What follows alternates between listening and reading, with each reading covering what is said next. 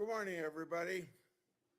I welcome all of you to this very important hearing to consider the nomination of former Florida Attorney General Pam Bondi. She's serving as the 87th Attorney General of the United States after her approval. Congratulations to your nomination, Ms. Bondi, and thank you for your willingness to serve. I thank Senator Durbin for his leadership as chairman of the committee over the last 4 years. Although he and I have differences, I think the public could say we worked well together on many issues over the years.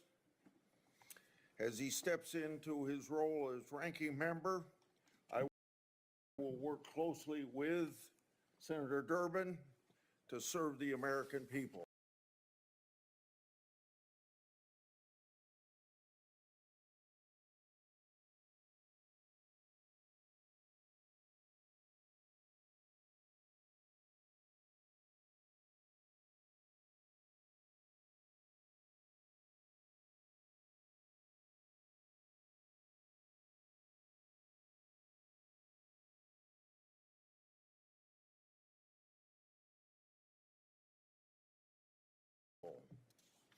I also would like to welcome three brand new members of the committee and a person that's repeating his service here after a stint off.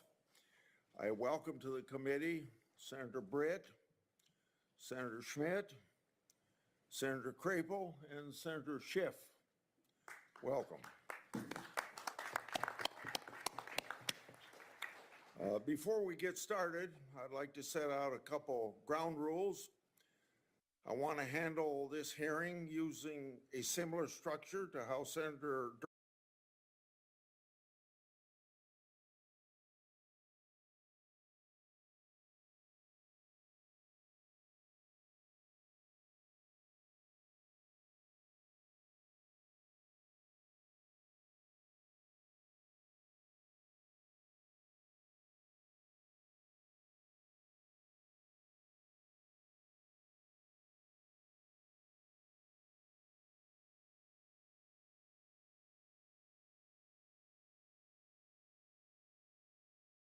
how we're going to proceed today.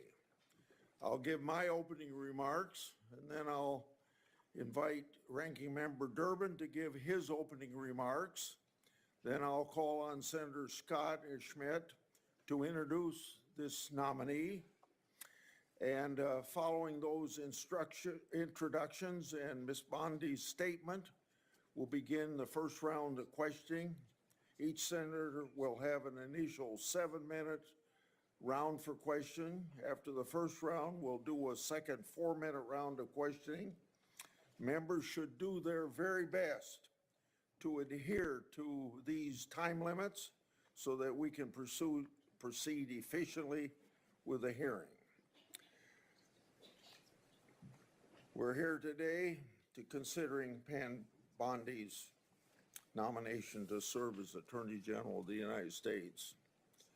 Ms. Bondi, for a second time, I thank you for your nomination, willingness to serve, but more importantly, serve the important role of Senate's advising consent process. You're nominated to one of the most important offices in our country. It took let's see, a lot of work on your part just to get here today. The more than 14,000 pages of records, hundreds of hours of media files, and more than 3,400 responsive entries you disclosed to this committee are a testament to your long career in public eye and your cooperation with this committee. I'd like to also thank your family for being here today. I know that many of them have traveled some distance to celebrate with you. I'd like to explain and expect that Ms. Bondi be treated fairly. During Attorney General Garland's confirmation hearing, Republicans treated him with respect.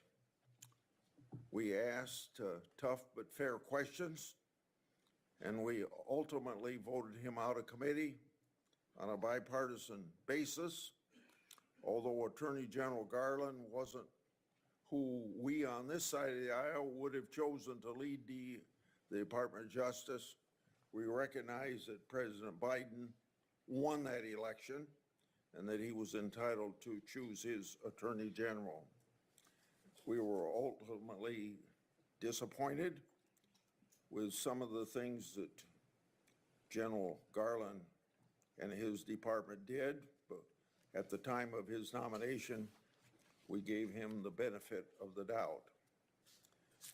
As the recent terrorist attacks in New Orleans and around the world have shown, our national security must be a high priority. The American people deserve a secure homeland and borders, safe streets, orderly markets, civil rights, and a protected environment. So, delivering on these promises required the swift confirmation of an Attorney General. This committee should give Ms. Bondi the same benefit of the doubt that this committee gave to Attorney General Garland. President Trump has selected a nominee whose qualifications speak for themselves. Ms. Bondi made history in 2010 as the first woman to be elected Florida Attorney General. She held that role for 8 years and was comfortably reelected by the people of Florida to a second term. 8 years of service as Attorney General of the third largest state in the nation is excellent preparation for the role of U.S. Attorney General. As Florida Attorney General, Ms. Bondi was a member of the Florida Cabinet, Chief Legal Officer of the state, and led a large agency that tangibly impacted people's lives. And by all accounts, Ms. Bondi handled her responsibilities well. As the Florida Attorney General, Ms. Bondi achieved numerous successes. She engaged in key initiatives to fight human trafficking, counter the opioid epidemic, and protect consumers and protect the citizens of Florida from violence. She didn't shy away from hard work or complicated problems. She engaged in an aggressive campaign to eliminate pill mills, took a leading role in securing a $3.25 billion settlement following the Deepwater Horizon oil spill, and eliminated the backlog of rape test kits that had accumulated in that state's laboratories. Ms. Bondi experience isn't limited to her service as Florida Attorney General. She also served as a prosecutor in Hillsborough County for 18 years and prosecuted terrible crimes. She sought tough penalties and justice for victims of violent criminals, domestic abusers, and sexual predators. She prosecuted drug traffickers and thus protected her community. She was also active outside of her professional role, serving in the Junior League of Tampa, on the board of Special Olympics Florida, and is well known for her animal rescue efforts. Her experience and performance as Attorney General, prosecutor, and community leader speaks volumes about her character and her dedication to the rule of law. She's received multiple letters in support of her nomination, including from the Fraternal Order of Police, the Republican state attorneys general, more than 100 former senior DOJ officials, and a bipartisan group of former state attorneys general. In short, Ms. Bondi is highly qualified. And of course, as we all know, a change is desperately needed. When confirmed, Ms. Bondi will take the helm at a very turbulent time for this country and for that department. The Justice Department's is infected with political decision-making, while its leaders refuse to acknowledge that reality. Crossfire Hurricane was a textbook example of government weaponization. The FBI's investigation was built on the fake Steele dossier, which was funded by the Democratic National Committee and Clinton campaign, who worked with foreign operatives. My investigative work exposed that the FBI actually knew the dossier was false information and was likely a part of a Russian disinformation campaign. Even with the knowledge of such dossier defects and political infections, the Justice Department sought FISA warrant renewals and took other actions. After directing my oversight staff to investigate Justice Department's mishandlings of the matter, the Justice Department retaliated in issuing a subpoena for my own staff's phone records. That's right, challenging my constitutional rights of doing my oversight duties. Well, what's next? Then a few Democratic colleagues pressured the FBI Foreign Influence Task Force to supposedly brief me and Senator Johnson related to our Biden family investigation. On August the 20th, Senator Johnson and I had that infamous briefing from the FBI. Later, this FBI's briefing contents were leaked to the media, even though the FBI promised confidentiality. That leak falsely labeled our oversight work as, you guessed it, Russian disinformation. To this day, over 4 years later, the intelligence community and the FBI refused to provide us the intelligence basis for that briefing. The title of this Wall Street Journal's article sums it up, quote, "The FBI's dubious briefing. Did the Bureau set 2 U.S. GOP senators up at the behest of Democrats? Question mark, end of quote. So, I know, as other people on this committee and in and out of Congress know, what government weaponization is. And then we get to Special Counsel Jack Smith and his lawfare operation. It involved an unprecedented FBI raid on Trump's house, including agents that even searched the former First Lady's clothing drawers. Hillary Clinton and Joe Biden certainly did not receive the same treatment by government regarding their records. Indeed, as my oversight exposed, the FBI amazingly agreed to destroy laptop records and records associated with Clinton staff.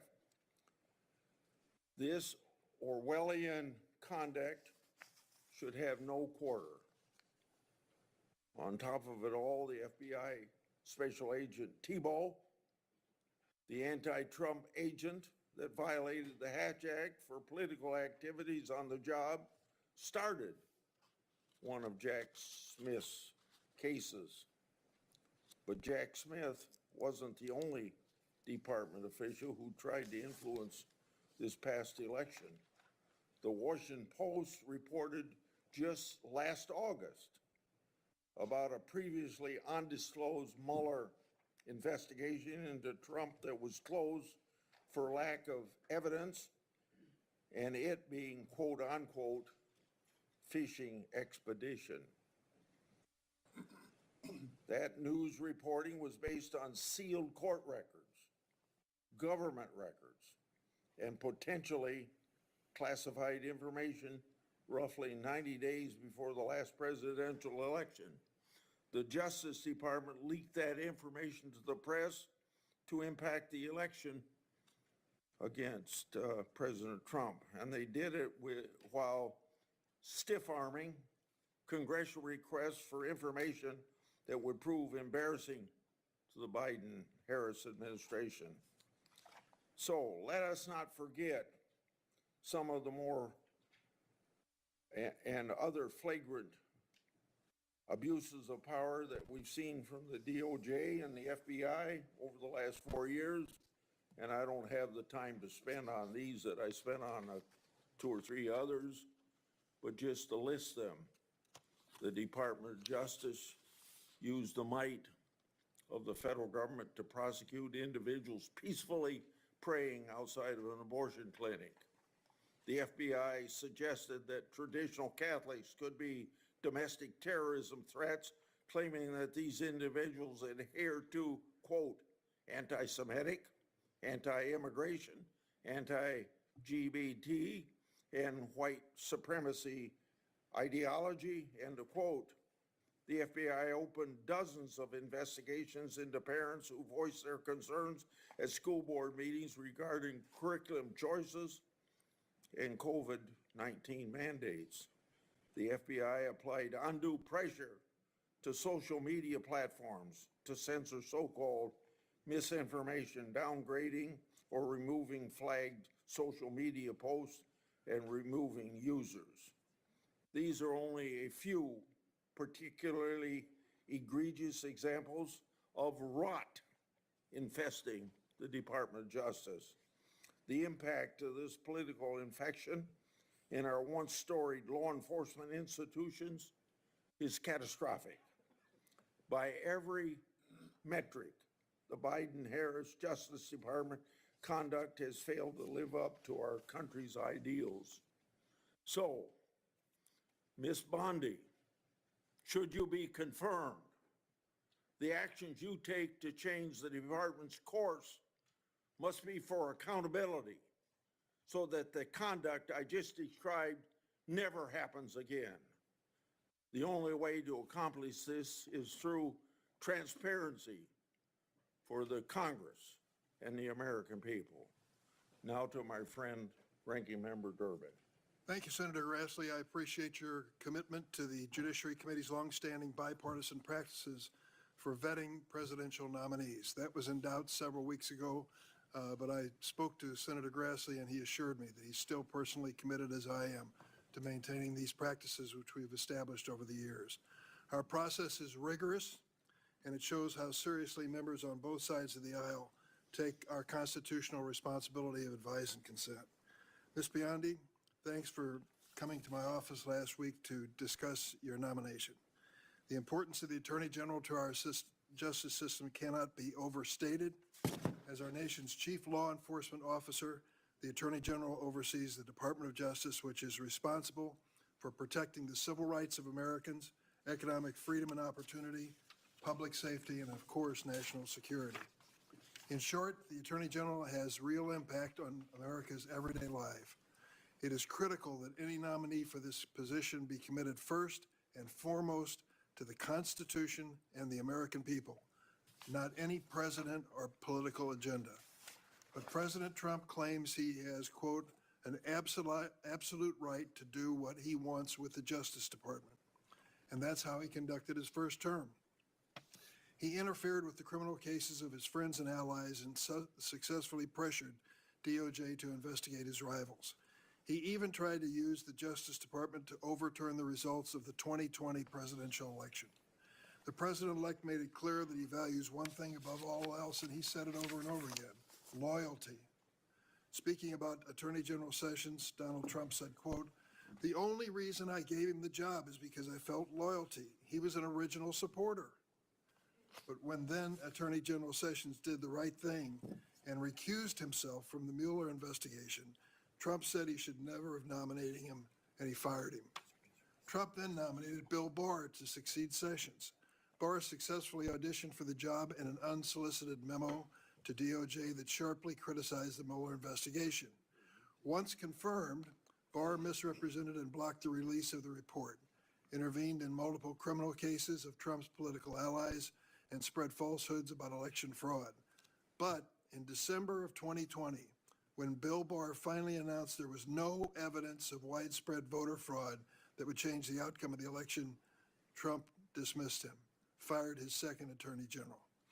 This time around, President-elect Trump has vowed not just to use the Justice Department to advance his political interests, but also to seek, quote, retribution against, quote, the enemy within.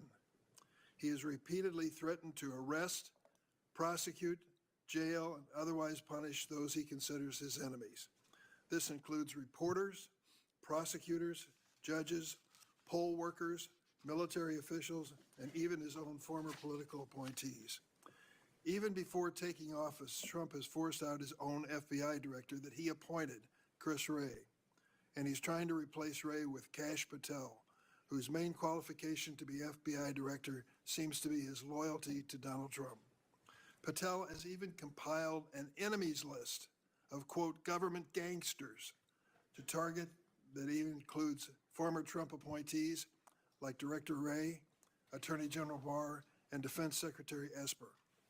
Trump's approach is a stark contrast with the bipartisan view born out of the post-Nixon era that the Justice Department should serve the interest of the American people, not any one president. For those who need a reminder, Richard Nixon ordered department officials to fire Archibald Cox, the special prosecutor investigating Watergate. Two of those officials, Elliot Richardson and William Ruckelshaus, resigned rather than carry out Richard Nixon's orders. When this committee considered the appointment of Loretta Lynch to be President Obama's Attorney General, a Republican member of the committee emphasized, and I quote, "What we need from our next Attorney General more than anything else is independence." That same member, who now still serves on the committee, said, and I quote, "The job is not to be the president's wingman. The job is to represent all Americans. The Attorney General must be willing to stand up to the president and say no when the office demands it." When Attorney General nominee Merrick Garland came before this committee, another one of my Republican colleagues still serving told Garland, and I quote, "My sole criterion for voting for your confirmation is your pledge to make sure that politics does not affect your job as Attorney General." So the view that the Justice Department must be insulated from political influence should not be weaponized against political rivals has historically been bipartisan, certainly on this committee. At this crucial moment in history, that view, not Mr. Trump's view, must prevail. Ms. Bondi, you have many years of experience in law enforcement, including nearly a decade of service as Attorney General in one of the largest states of the nation. But I need to know that you would tell the president no if you're asked to do something that is wrong, illegal, or unconstitutional. Ms. Bondi, you are one of 4 Trump personal lawyers that he has already selected for top positions in the Department of Justice. You joined Mr. Trump in working to overturn the 2020 election.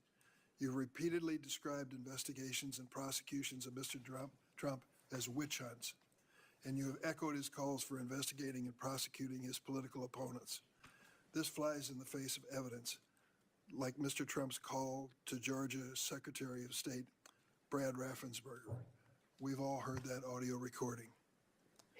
These are the kinds of anti-democratic efforts that in the past you have defended, and it's critical that we understand whether you remain supportive of Mr. Trump's actions. I also have questions whether you will focus on the needs of the American people rather than wealthy special interests. I'm concerned that you failed to identify your extensive lobbying for foreign governments and big corporations as potential conflicts of interest. There will be questions in this hearing on that issue. That's why I've asked the Justice Department and the National Archives for information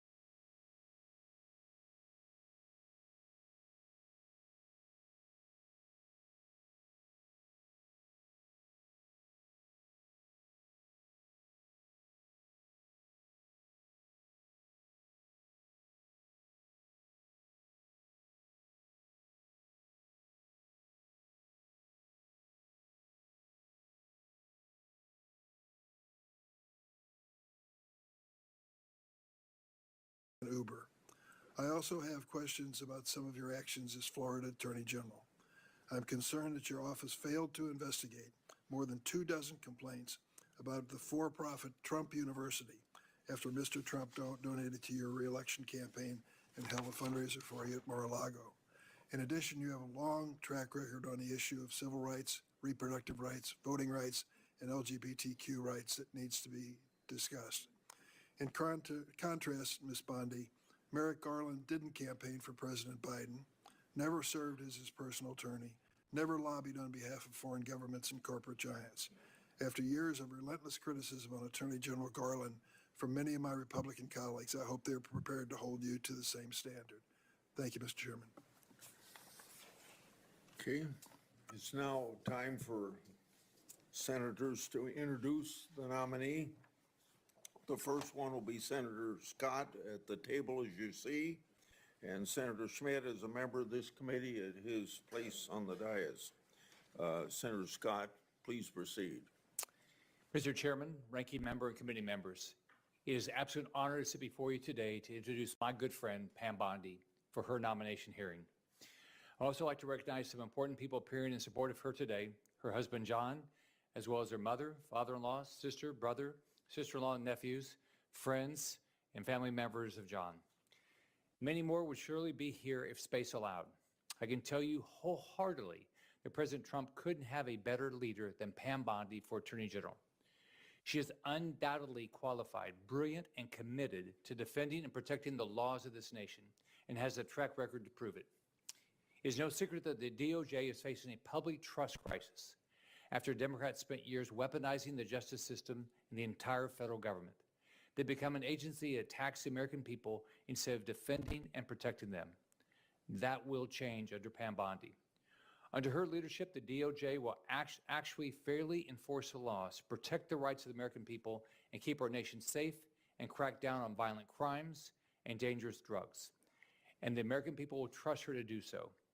I know that well because I worked alongside Pam Bondi for 8 years when I was governor of Florida, and she was Florida's elected Attorney General, working to improve the lives of Floridians to make Florida the best state in the nation to live, work, and raise a family. Pam was an incredible partner, working to keep Florida safe and uphold the laws of our state, ensuring crime is aggressively pursued by law enforcement and prosecutors. President Trump has made clear that one of his top priorities is to reverse the rising rates of crime, and specifically violent crime, that have plagued our communities over the past 4 years. Pam Bondi is uniquely equipped to advance this priority as U.S. Attorney General because she has a proven track record of success in achieving dramatic reductions in crime and violent crime during her time as Florida's Attorney General. From 2010, the year before she took office, to 2018, the last year she was in office, together, Florida experienced a remarkable 26% drop in overall crime, including a 19.6% drop in violent crime and a 27.4% drop in property crime. These aren't just numbers. These are tens of thousands of lives saved and communities improved and made safer, and families and businesses protected. As Florida's Attorney General, Pam Bondi also spearheaded other life-saving initiatives like tackling the opioid epidemic and fighting human trafficking. Her achievements are too many for me to list in this short introduction. As U.S. Attorney General, Pam Bondi will restore law and order to the nation. She'll put Americans' interests first and make the nation a better and safer place. I urge every single member of this committee to support my friend Pam Bondi, and I look forward to voting for her confirmation soon on the Senate floor and help her get to work for the American people. Thank you, Chairman.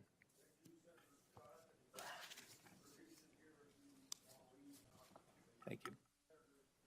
Thank you, Mr. Chairman, Ranking Member Durbin, and members of the committee. It is an honor for me and a privilege to introduce Pam Bondi, President Trump's nominee to be the 87th Attorney General of the United States. I have known and worked closely with Pam for years, and I'm glad to call her a friend. When Pam was nominated by President Trump, my reaction was, this is a home run. As many of us are, I was only to be outdone by Senator Graham, who described the nomination as a grand slam, touchdown, hole-in-one, ace, hat trick, slam dunk, Olympic gold medal pick, and he's right. As the letter joined by more than 100 former Justice Department officials put it, Quote, "It's all too rare for senior Justice Department officials, much less attorneys general, to have such a wealth of experience in the day-to-day work of keeping our communities safe," end quote.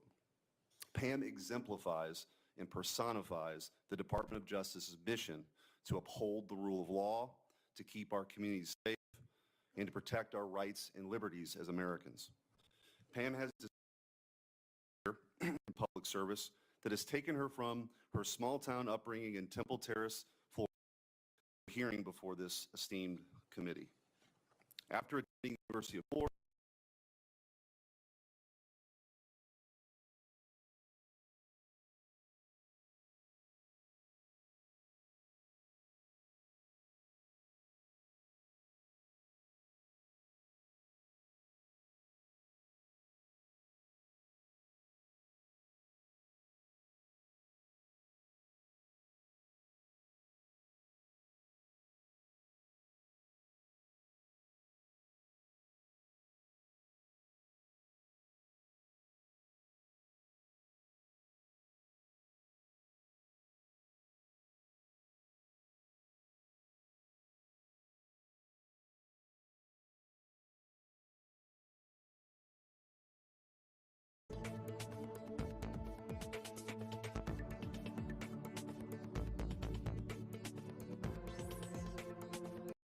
There's a third who is traveling abroad. I wish she could be here.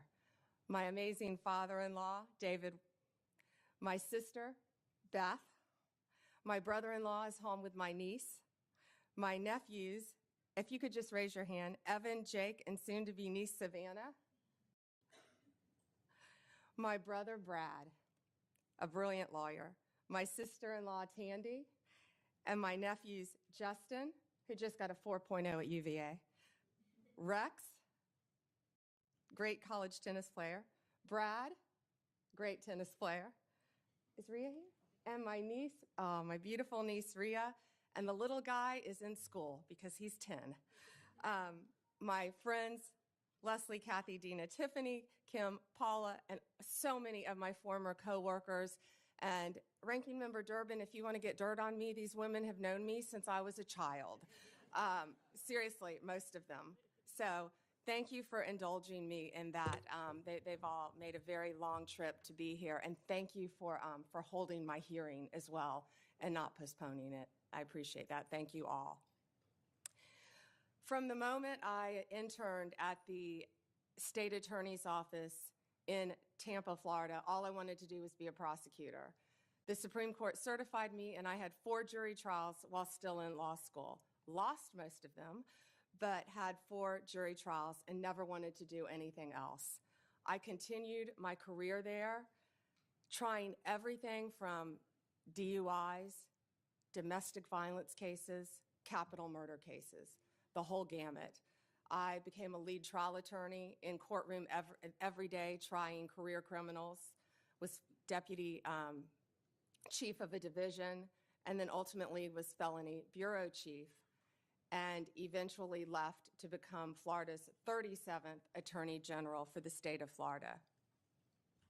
Nothing has impacted my career more than my experience as a state prosecutor, because I got to know and still keep in touch with many victims and their families from when I was a prosecutor. Upon becoming Attorney General in 2011, I proudly served for 2 terms. I was term limited. I would probably still be there right now had I not been kicked out of office by term limits. I loved being Attorney General. I did my best to keep Florida safe, to continue to stand up for victims of crime, and to fight the opioid crisis and the drug crisis that was not only facing Florida, but this entire country. Out of the top 100, this is one of the things I'm the most proud of, oxycodone dispensers in the entire country, I believe it was 98 of them, 90 or 98 of them, lived in Florida. We fought for tough legislation. Kids were dropping dead every day. We fought for tough legislation, and after that legislation, none of those opioid dealers, doctors, practiced in Florida. We fought to eliminate human trafficking by raising awareness and prevention and talking to parents and talking to children. We also provided critical resources, including safe houses, that my state was lacking. On the civil side, we worked to protect consumers. We tackled everything, including off-label prescription marketing, which affects, as you know, many, many people who can't afford prescriptions as well. We partnered with states' attorneys general from both parties and federal agencies across administrations. We went after price gougers during hurricanes. If confirmed as the next Attorney General of the United States, my overriding objective will be to return the Department of Justice to its core mission of keeping Americans safe and vigorously prosecuting criminals. And that includes getting back to basics: gangs, drugs, terrorists, cartels, our border, and our foreign adversaries. That is what the American people expect, and that is what they deserve from the Department of Justice. If confirmed, I will do everything in my power, and it will be my great responsibility to make America safe again. Making America safe again also requires reducing recidivism. We have to fix the Bureau of Prisons, and I am looking on both sides of the aisle. The Bureau has suffered from years of mismanagement, lack of funding, and low morale. I was proud to support President Trump's First Step Act. I think more can be implemented and more can be done on that front. President Trump's leadership on criminal justice reform has demonstrated what is possible when a president is unafraid to do things that have been deemed to be too difficult. We have to reach across the aisle and get solutions for all of these problems. Like the president, I believe we are on the cusp of a new golden age where the Department of Justice can and will do better if I am confirmed. Lastly, and most importantly, if confirmed, I will fight every day to restore confidence and integrity to the Department of Justice and each of its components. The partisanship, the weaponization will be gone. America will have one tier of justice for all. In all this work, I'll collaborate closely with this committee. I will work with all of you, as I've committed to do when I met with almost all of you. And I will partner not only with the federal agencies, but with the state and local officials throughout our great country. I look forward to answering your questions today and working together for this country and our Constitution. Thank you, Senators.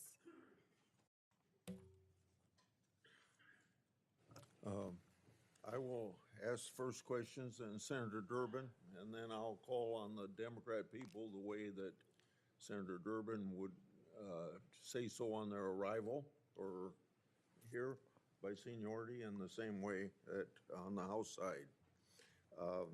And I'll make sure that I don't abuse the 7 minutes. I want you to have your attention on this binder that I put up here. It gets to a key factor of each senator's role and oversight. It contains 144 oversight letters that I sent to the Biden-Harris Justice Department and its component agencies, with many of those letters in there to the FBI. Adding letters to the Inspector General, that would be about 165 letters. So I've sent more letters since you've been in my office before Christmas. Should you be confirmed, 144 letters will be your responsibility. The responses I have received so far fall in 2 categories. First, they weren't answered at all. Second, I received a response, but it didn't fully respond. Said another way, the Justice Department merely sent me words on a piece of paper.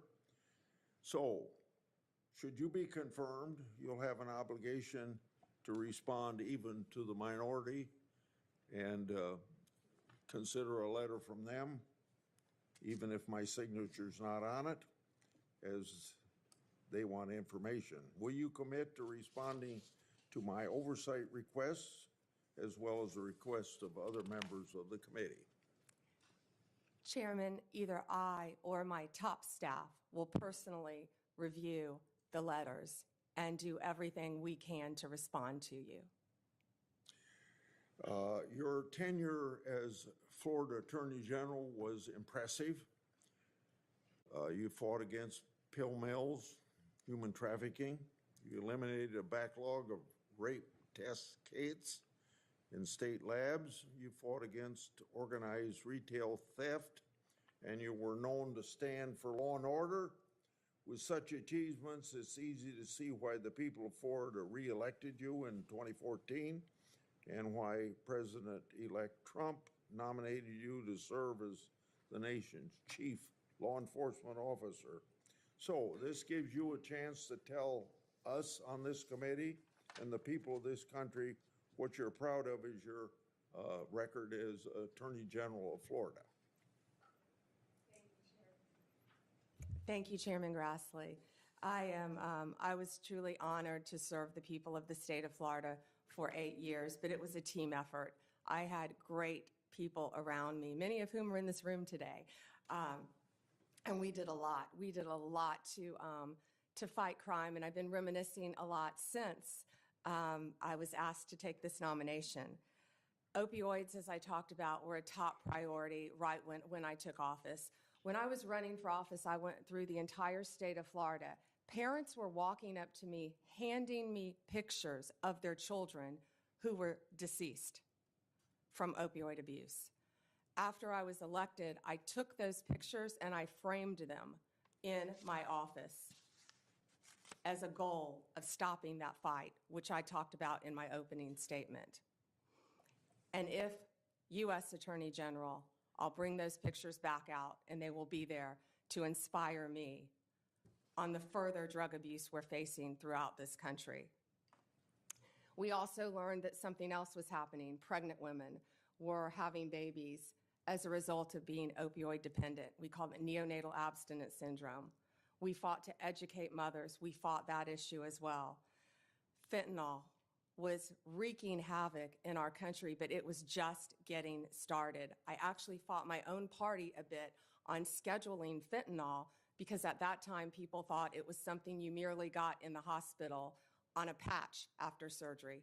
Apples and oranges, and boy, do we all know that now, the difference. Fentanyl is raging throughout our country, and I will do everything I can to fight that with the agencies that fall under the Department of Justice.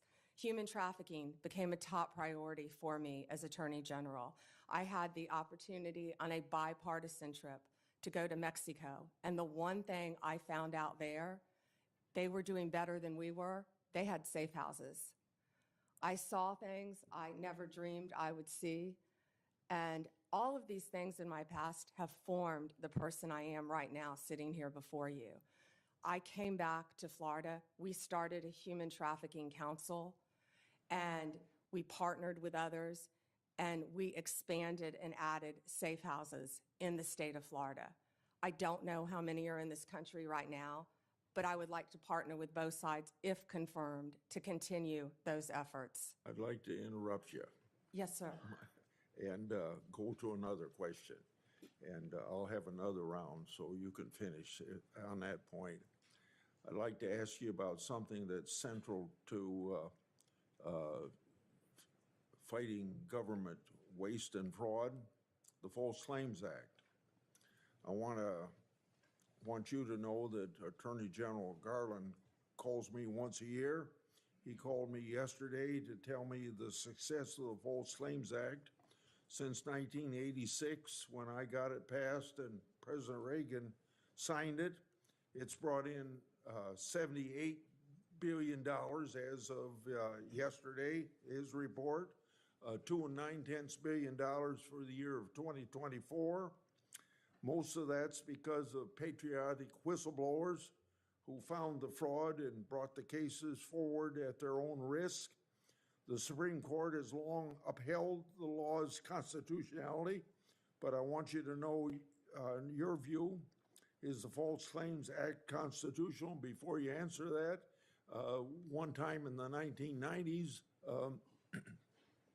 one of the attorney generals said it wasn't constitutional, and when that same person by the name of Barr was back 5 years ago to be attorney general, he said it was constitutional. So if confirmed, will you commit? Well, answer that first question. Do you think it's constitutional? Would you defend the constitutionality of it I before would, the I Supreme? would defend the constitutionality, of course, of the False Claims Act, Senator. Last question, if confirmed, would you commit to continuing DOJ's defense of the constitutionality of it? And will you assure the entire staff and funding levels to properly support and prosecute false claim cases? Senator, the False Claims Act is so important, and especially by what you said with whistleblowers as well, and the protection and the money it brings back to our country. Yes, sir. Thank you for your answers, Senator Durbin. Thank you, Senator Grassley. Ms. Bondi, if you're successful in your nomination, this Democrat would like to give you 3 words of advice. Answer Grassley's letters. You'll never hear the end of it if you don't. At issue, I believe, in this nomination hearing is not your competence nor your experience. At issue is your ability to say no. More than any other cabinet official, the Attorney General has to be prepared to put the Constitution first and even tell the President of the United States you're wrong. The political danger and personal costs of such a decision are well documented. You have only to ask former Attorney General Jeff Sessions and Bill Barr, whom Donald Trump sacked for lack of loyalty. And so I have 3 basic questions I'd like to ask you. Most Americans believe that central to the peaceful transition of power in a democracy is the acceptance of the results of an election. To my knowledge, Donald Trump has never acknowledged the legal results of the 2020 election. Are you prepared to say today under oath without reservation that Donald Trump lost the presidential contest to Joe Biden in 2020? Ranking Member Durbin, President Biden is the President of the United States. He was duly sworn in, and he is the President of the United States. There was a peaceful transition of power. President Trump left office and was overwhelmingly elected in 2024. Do you have any doubts that Joe Biden had the majority of votes, electoral votes, necessary to be elected president in 2020? You know, Senator, all I can tell you as a prosecutor is from my firsthand experience. And I accept the results. I accept, of course, that Joe Biden is President of the United States. But what I can tell you is what I saw firsthand when I went to Pennsylvania as an advocate for the campaign. I was an advocate for the campaign, and I was on the ground in Pennsylvania, and I saw many things there. But do I accept the results? Of course I do. Do I agree with what happened? And I saw so much. You know, no one from either side of the aisle should want there to be any issues with election integrity in our country. We should all want our elections to be free and fair, and the rules and the laws to be followed. I think that question deserved a yes or no. And I think the length of your answer is an indication that you weren't prepared to answer yes. Have you heard the recording of President Trump on January 2nd, 2021, when he urged the Secretary of State of Georgia to, quote, find 11,780 votes and declare him the winner of that state? No, I've heard about it through clips, but no, Senator, I've not heard it. What was your reaction to President Trump making that call? I would have to listen to the tape, Senator. Well, the quote that I give you is exact.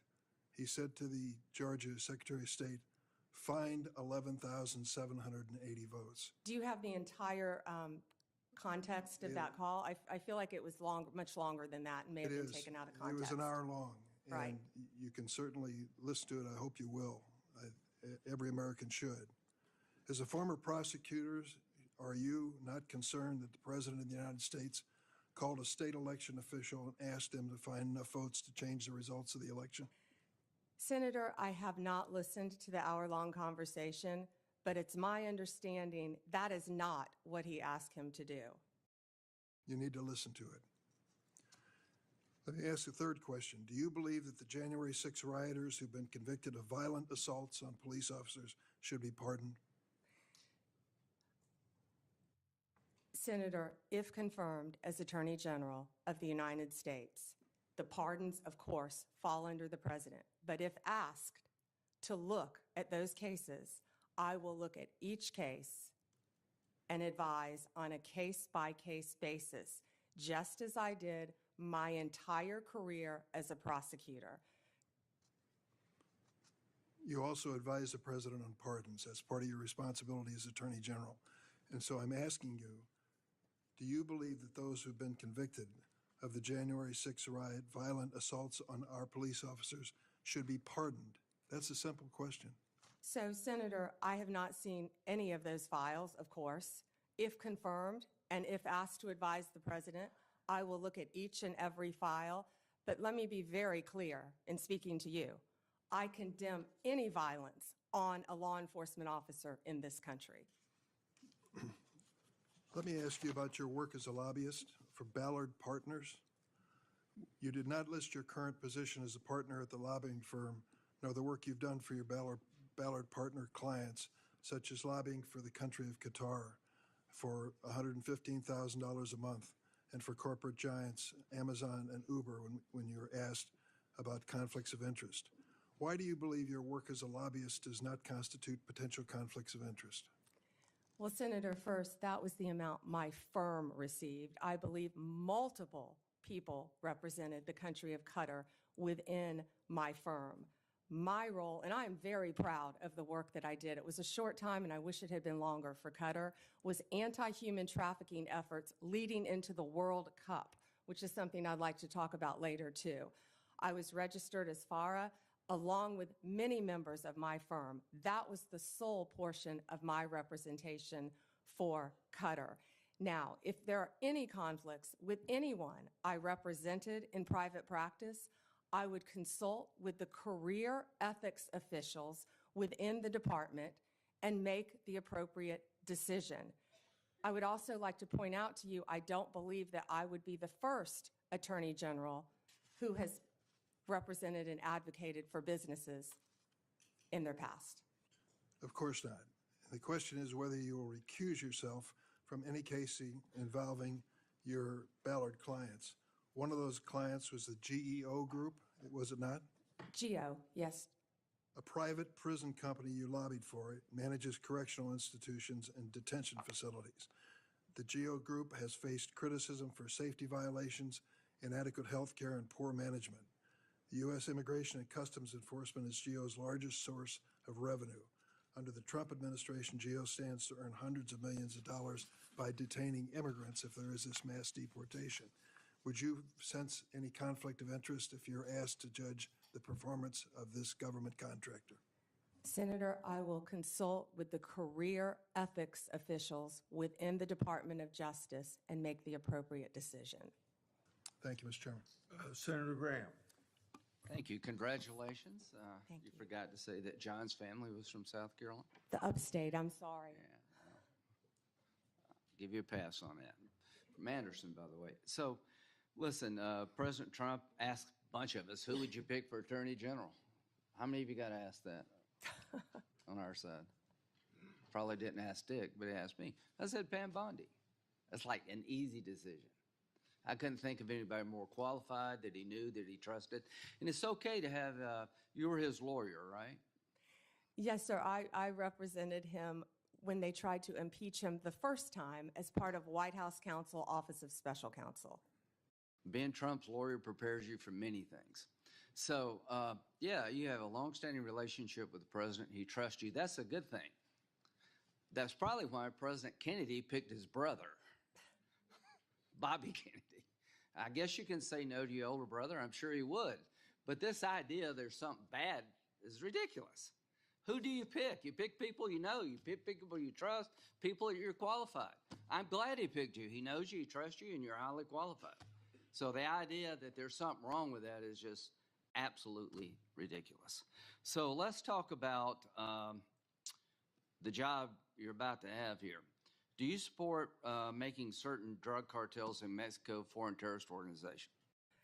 Senator, I personally went to Mexico. I personally dealt with these cartels when I was a state prosecutor, and they are a grave and violent threat You to our consider country. Yes, Senator. Advising the president. Good, good.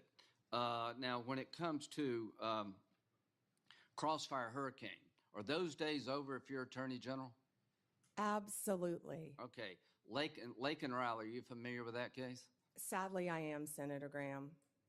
Do you know why the man who killed her was released from custody?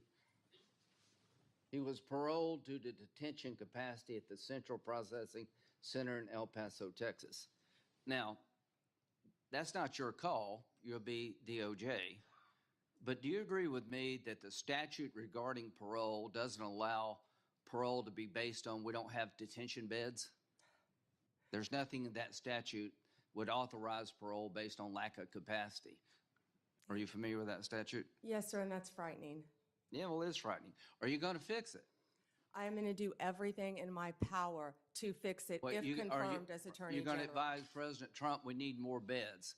Tom Holman's the guy that's going to do this, but would you as Attorney General say we need more bed space so Lake and Riley never happens again? Senator, my job, if confirmed as Attorney General, will be to keep America safe.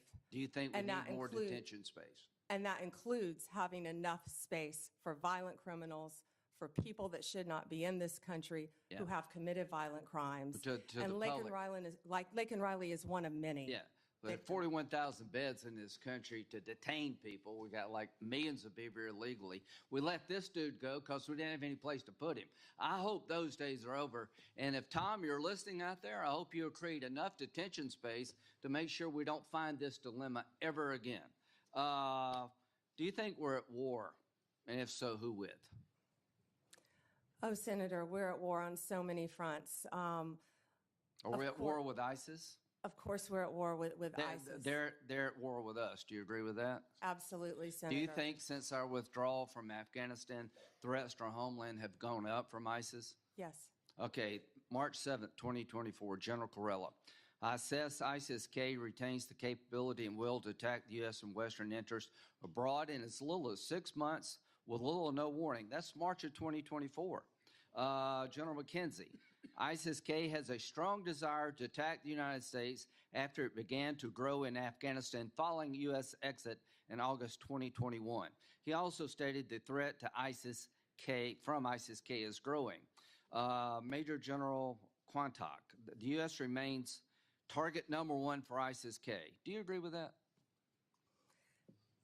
Senator, I don't have my security clearance, but from everything I've read and heard, ISIS is one of the greatest threats. Okay, well, when you get your security clearance, you're going to find out these people are coming after us and they want to kill us.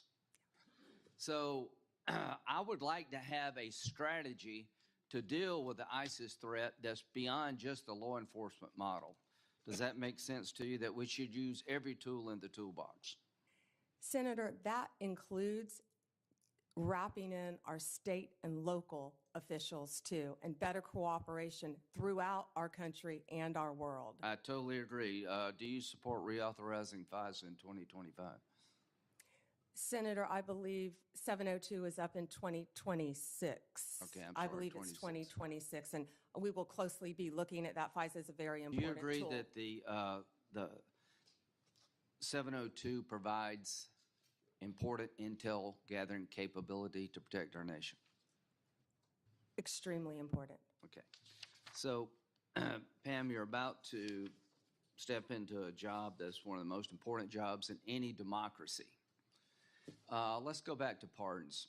If I'm a lawyer for somebody in jail, would you promise to listen to the application and read it before you made a decision? Yes. Okay. No matter who you are. Good. That's the way it works. People want to bargain with you up here. Will you do this? Will you do that?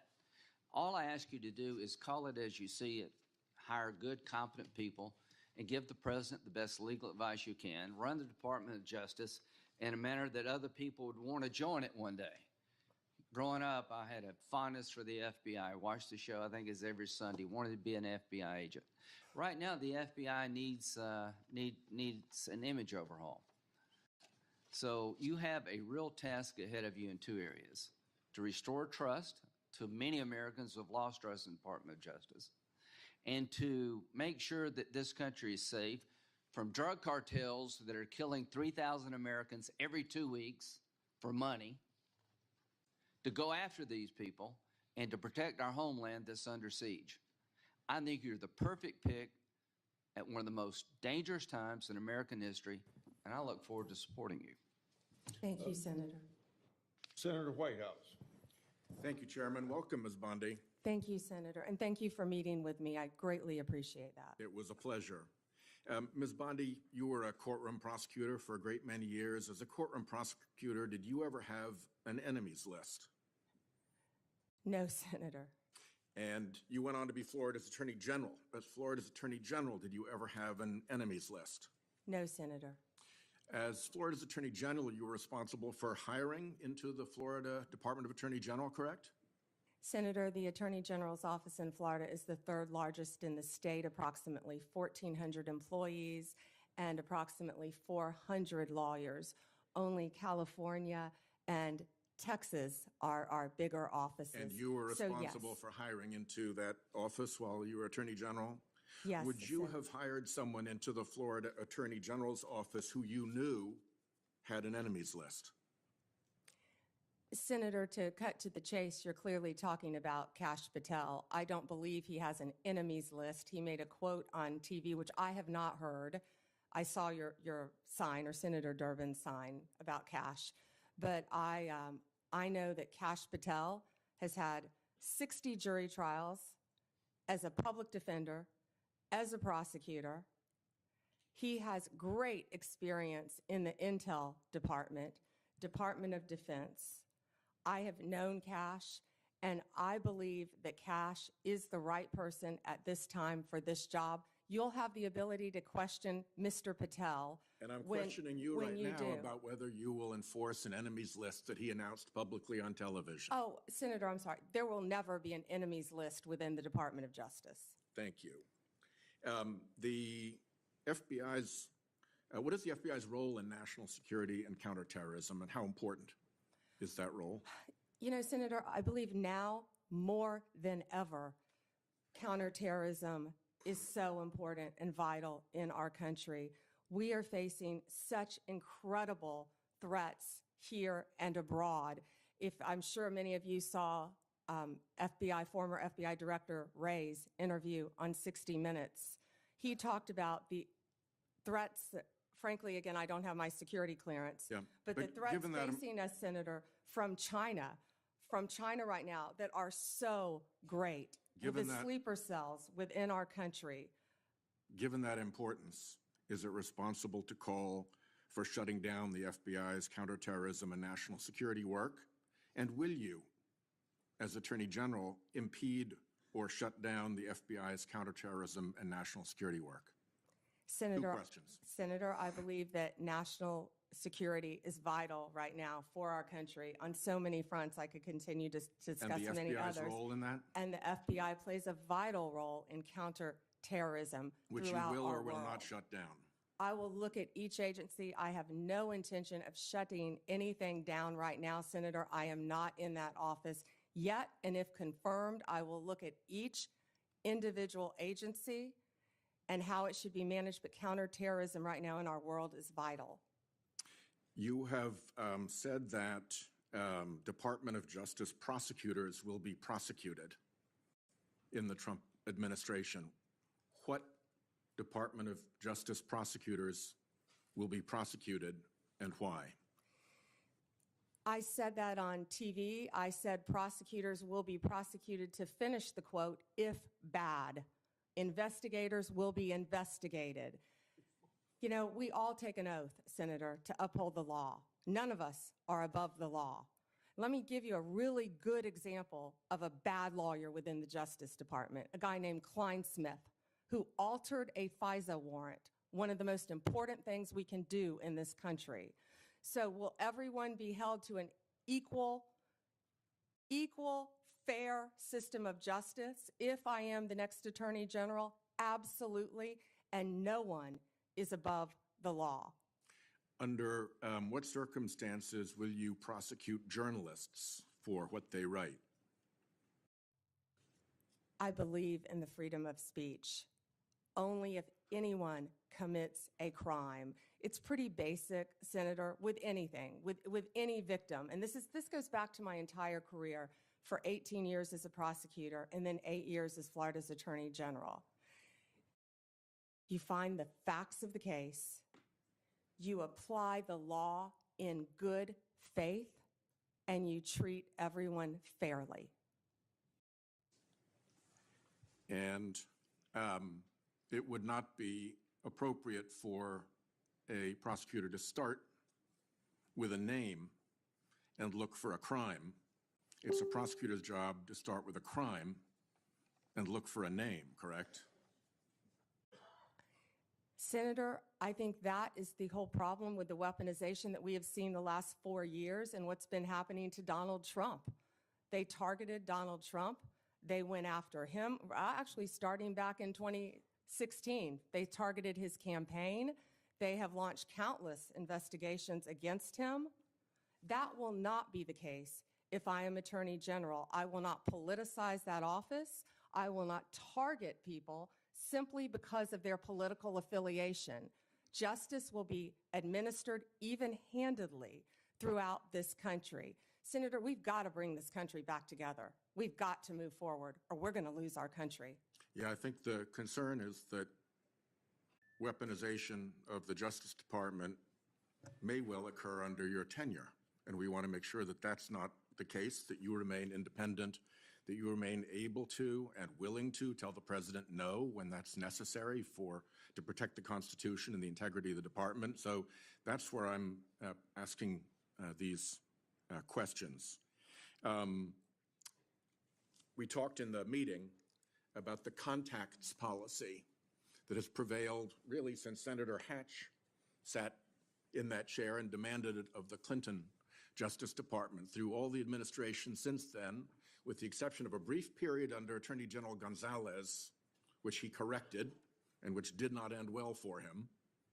There has been a contacts policy that limits contacts between the White House and the Department of Justice to a very few senior officials on each side. In your role as Attorney General, if you are confirmed, will you maintain, defend, and enforce that longstanding contacts policy? Senator, yes, I will meet with White House counsel, and I will meet with the appropriate officials and follow the contacts policy. My time has expired. Thank you, Ms. Bondi. Senator Cornyn. Ms. Bondi, your testimony is music to my ears. Thank you. One of the things that I have been most concerned about over certainly the last 4 years and extending back during President Trump's administration is the weaponization and politicalization of the Department of Justice, which together with the FBI is one of the most important institutions in this country. If people don't trust that their elected officials will faithfully enforce the law or administer equal justice under the law, they've lost faith in America. And that disturbs me greatly, and I know it does you too, based on what you said. So I'm delighted to hear you say what you have said, but I want to talk about some specific topics. Time is short. First, the border.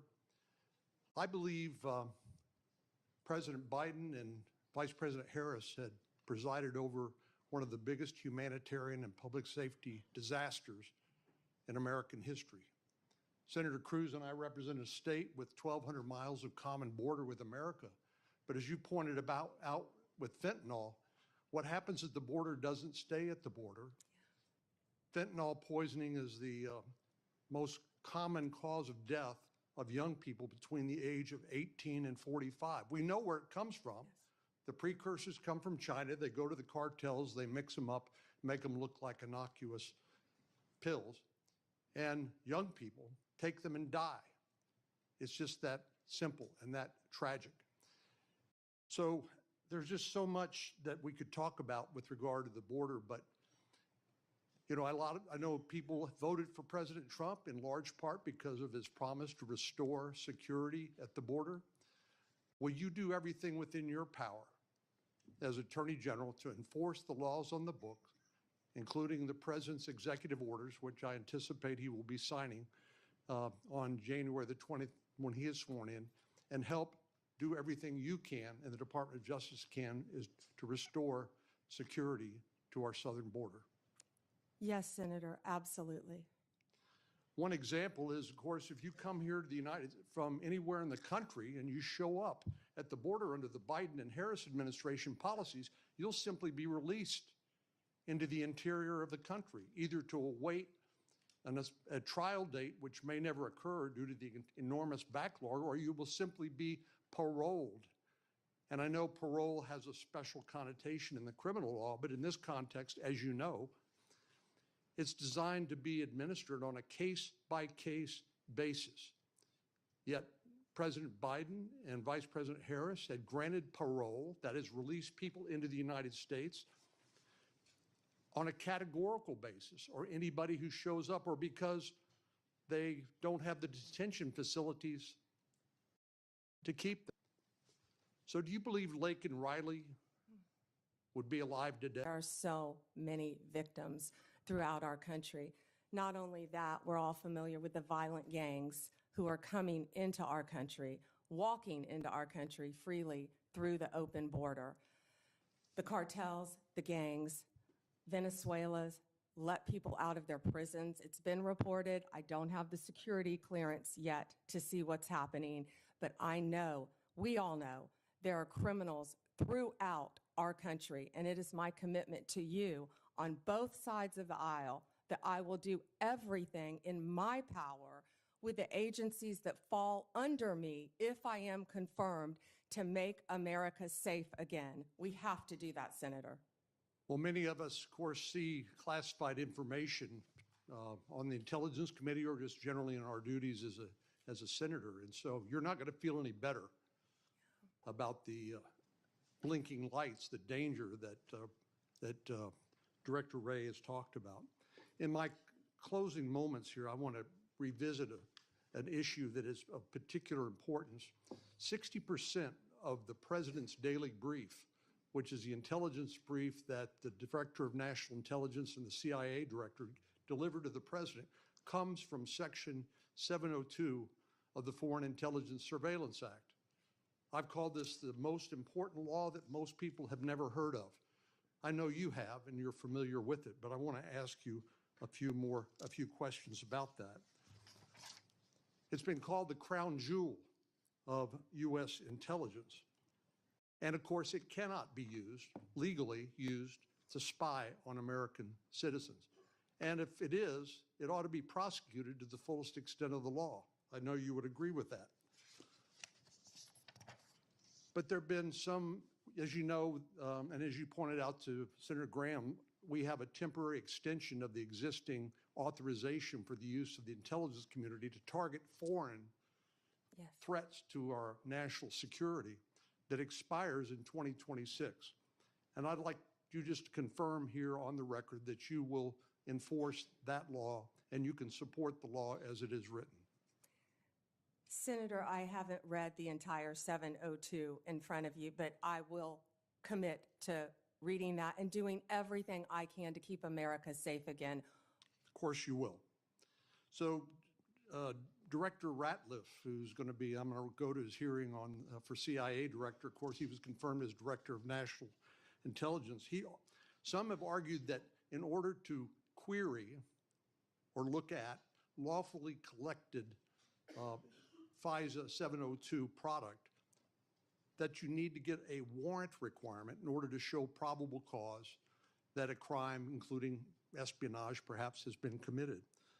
But Director Ratliff has written that a warrant requirement may not achieve its intended objectives and could hinder national security efforts. Do you share Director Ratcliffe's concerns?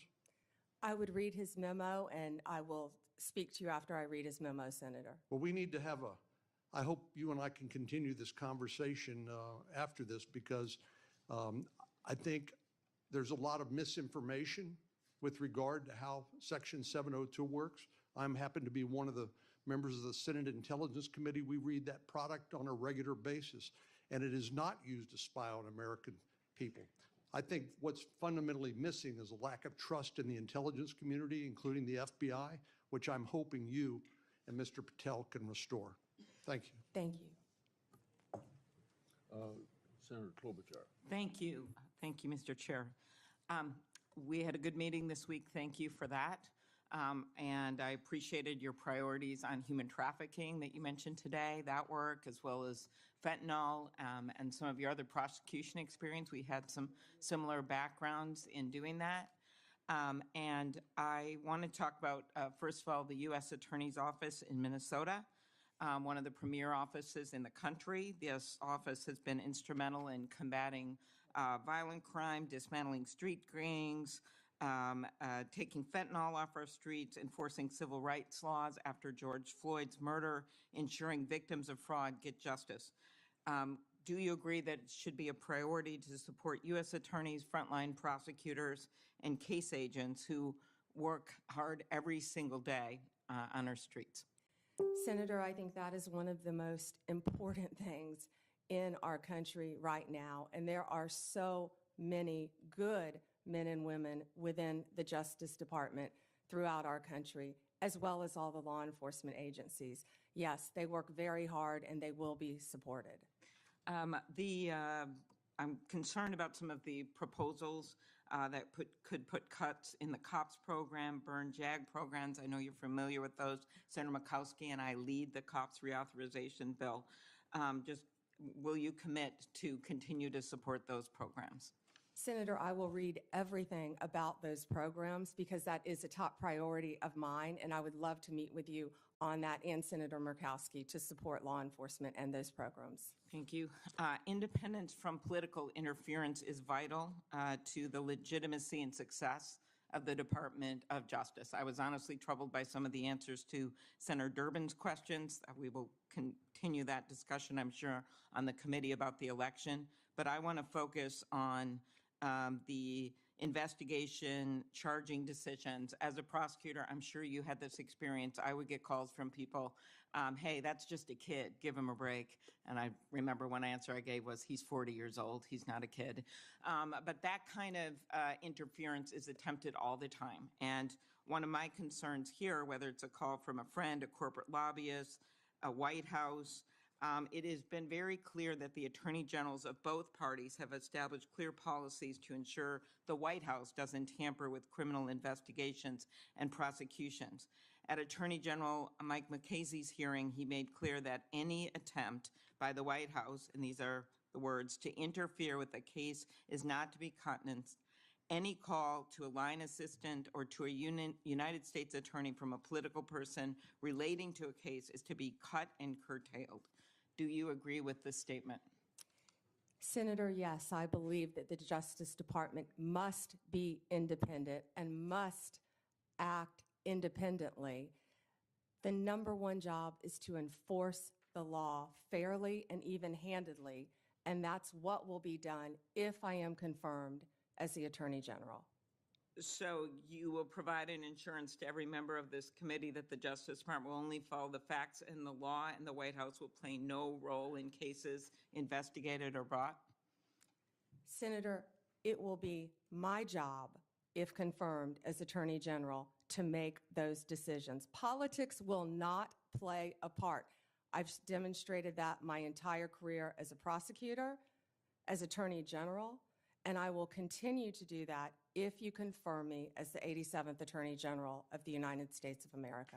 In an earlier question, some of my colleagues talked about China and the risk, yet you have a nominee from this incoming administration, Kash Patel, the pick to head the FBI, have serious concerns about him, has referred to the FBI's Intel Division, which is responsible for protecting us from foreign adversaries like China, as, quote, the biggest problem the FBI has had, and he said that he wants to, quote, break that component out of the FBI.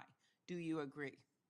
I have not seen those comments from Mr. Patel. I would review them, but we have to do everything we can to protect our country. Again, Mr. Patel would fall under me and the Department of Justice, and I will ensure that all laws are followed, and so will he. Okay. There are many decisions made by the FBI director, having seen a number of them do their work, that can be made. While I agree you would be the boss of Kash Patel, I'm not sure that you would be able to intervene with every decision or position that he had or know what he's doing. So let's continue. Do you agree it is a duty of the Justice Department to defend the laws Congress passes? And will you commit to do even when the president may disagree with an act campaigned against its passage or called for its repeal? President Reagan's AG, William French Smith, said the department policy was the department has the duty to defend an act of Congress whenever a reasonable argument can be made in its support.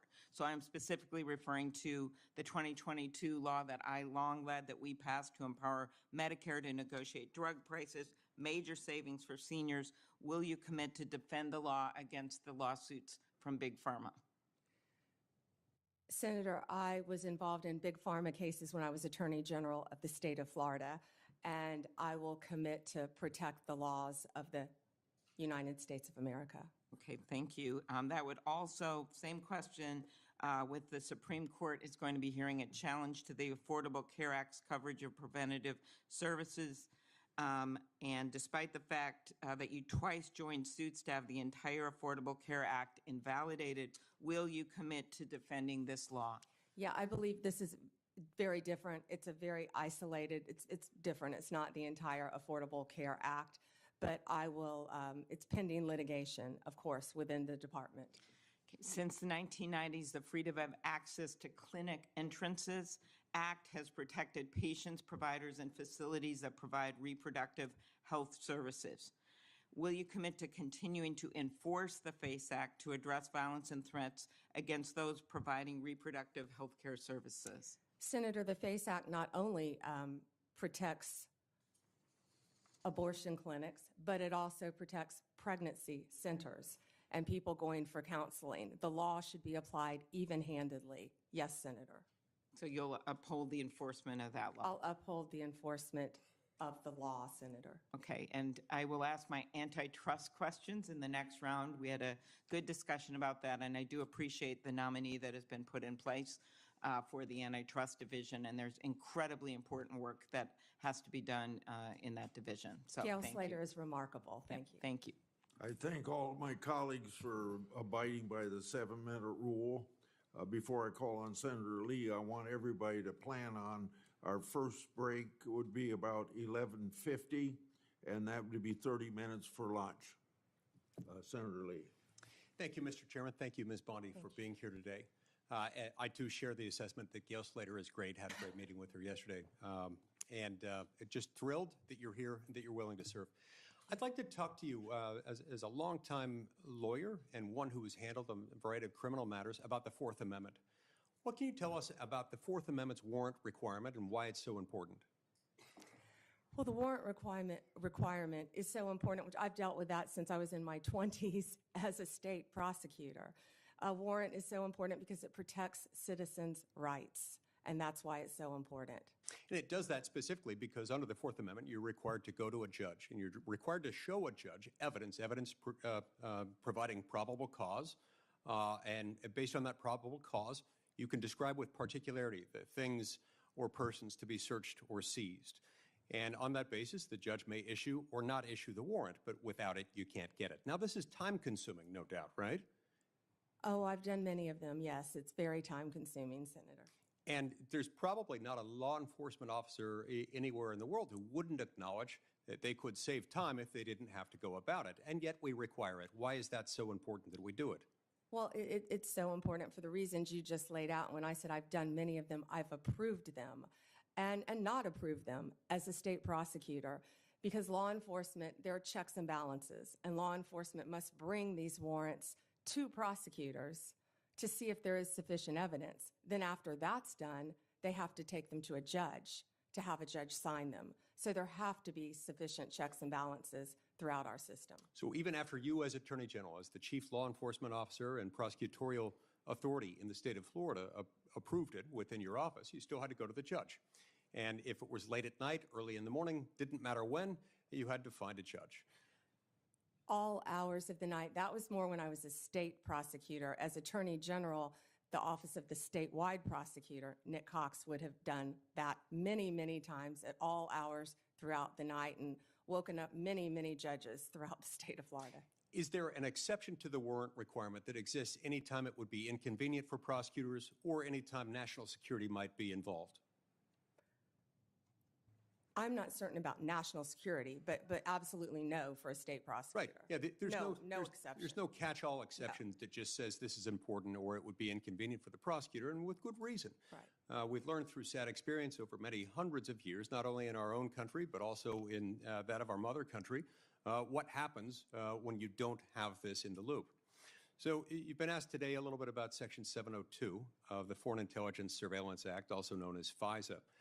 There are those who have repeatedly assured members of this committee, including myself, that don't worry, content of phone calls or electronic communications involving American citizens, sometimes resulting in the quote-unquote incidental collection of American citizens' private conversations. Don't worry, their Fourth Amendment rights are just fine. And yet, when they incidentally collect the communications of American citizens, either because they're perhaps unwittingly talking to somebody who might be an agent of a foreign power and themselves under 702 surveillance, they get onto this big database. And at times, there are those in the government, including the Federal Bureau of Investigation, who have gotten into that database and done so, of course, without a warrant because there currently is no warrant requirement. This has the effect of what we call a de facto backdoor warrantless search. Would you agree with me that that is potentially concerning anytime an American citizen's private conversations are intercepted, stored, whether as an incidental collection or otherwise? They ought not be searched without some kind of probable cause showing. I assume you'd agree with me on that. Yes. Yeah, it's important. Sometimes people will defend that by saying national security is involved, as if that's the beginning and the end of the inquiry. That has never been the case, and I hope and pray it never will be the case, because that's not what the Fourth Amendment says, not what it does, not what it ever can be. So it's my sincere hope that the next time FISA 702 comes up for reauthorization, Congress finally do what it has been avoiding for a long time, which is to ensure that this doesn't happen. We've heard again and again from people who, if you're confirmed to this position, will soon be your predecessors, prior occupants of the position to which you've been nominated and to which Mr. Patel has been nominated. Don't worry, we have good people. Don't worry, we have good systems in place. Don't worry, it's as good as a warrant requirement, the internal approval procedure that we have within our system. And yet we've found out time and time again that this has happened, by some accounts, hundreds of thousands of times. These things have been accessed where searches for an American citizen's private communications that have been intercepted and stored through incidental collection have been searched without those safeguards being met, including instances where people just wanted to check on, to cite one example, whether his father was cheating on his mother, or in other instances, doing background checks on someone looking to lease an apartment that he owned and was looking to rent out. This is unacceptable, and we've got to fix it. Speaking of unacceptable, we have seen over the last few years the weaponization of government, specifically within the Department of Justice, against law-abiding Americans. Law-abiding Americans whose offense was something along the lines of, them exercising their constitutional rights, ranging from Catholics attempting to practice their faith, to parents showing up to school board meetings, to people showing up to engage in peaceful protesting outside of abortion clinics. As Attorney General, how will you prevent the weaponization of the Department of Justice against Americans? And Senator, you just gave the classic example of what's been happening regarding the weaponization. Going after parents at a school board meeting has got to stop. For practicing your religion, sending informants into Catholic churches must stop. What about branding parents as domestic terrorists or trying to incarcerate one's political opponent as a sitting president of the United States? Will stop, must stop. Your Senator. It is exactly the sort of answer I was hoping and expecting to receive from you, and I look forward to doing everything I can to help get you confirmed. I've been pleased with your answers thus far. I've enjoyed knowing you, considering you a friend for many years, and look forward to the great things you will do as Attorney General of the United States. You have my emphatic support and my vote. Thank you, Senator. Senator Coons. Thank you, Mr. Chairman. Welcome, Attorney General Bondi, and to your family Thank and you. supporters. Thank you for your service, and I look forward to our conversation today. I have a simple three-factor test when considering the executive branch nominees before us. Do you have the qualifications and experience to do the job, policy views to do the job in the best interest of the American people, and the character and integrity to conduct your job, and yours in particular, with the independence that the role requires? You demonstrably have the relevant experience. I understand we will not see eye to eye on some or even many policies, but we had a constructive conversation last week about our shared interest in fighting the opioid epidemic, countering human trafficking, criminal justice reform, and supporting law enforcement. But I need to know that you share a core value, ensuring the Department of Justice remains free from partisan or political influence, in particular by the White House. So I look forward to our discussion about that today. As Attorney General, if confirmed, who would be your client? My oath would be to support and defend the Constitution of the United States of America. The people of America would be my client. And it is also my job to advise the president. My client are the people of America. A simple question of constitutional interpretation. Is President-elect Trump eligible to run for another term as president in 2028? No, Senator, not unless they change the Constitution. Thank you. One of the concerns I've raised with you is safeguarding the Department of Justice's independence in the face of some promises on the campaign trail by then-candidate Trump that he would use the department to target his political adversaries, or that he might interfere with prosecution. What would you do if your career DOJ prosecutors came to you with a case to prosecute, grounded in the facts and law, but the White House directs you to drop the case? Senator, if I thought that would happen, I would not be sitting here today. That will not happen, will not happen. Every case will be prosecuted based on the facts and the law that is applied in good faith, period. Politics have got to be taken out of the system. I agree with This department you. has been weaponized for years and years and years, But let and me, it has if to I might, stop. thank you. Let me, if I might, Madam Attorney General, refer you back to Senator Durbin's opening comments about previous attorneys general, our former colleague, Jeff Sessions, Bill Barr. I don't think it's credible to say that it may never happen that the president-elect would direct an unethical or illegal act. I think both of those attorneys general found themselves crosswise with the then president by doing things he didn't welcome or approve of. Just answer the question for me, if you would. I know you may not expect it. I know you wouldn't have accepted this nomination if you thought it possible. But let's imagine that once again, President-elect Trump issues a directive or order to you or to the FBI director that is outside the boundaries of ethics or law. What will you do? Senator, I will never speak on a hypothetical, especially one saying that the president would do something illegal. What I can tell you is my duty, if confirmed as the Attorney General, will be to the Constitution and the United States of America. And the most important oath, part of that oath that I will take, are the last four words, "So help me God."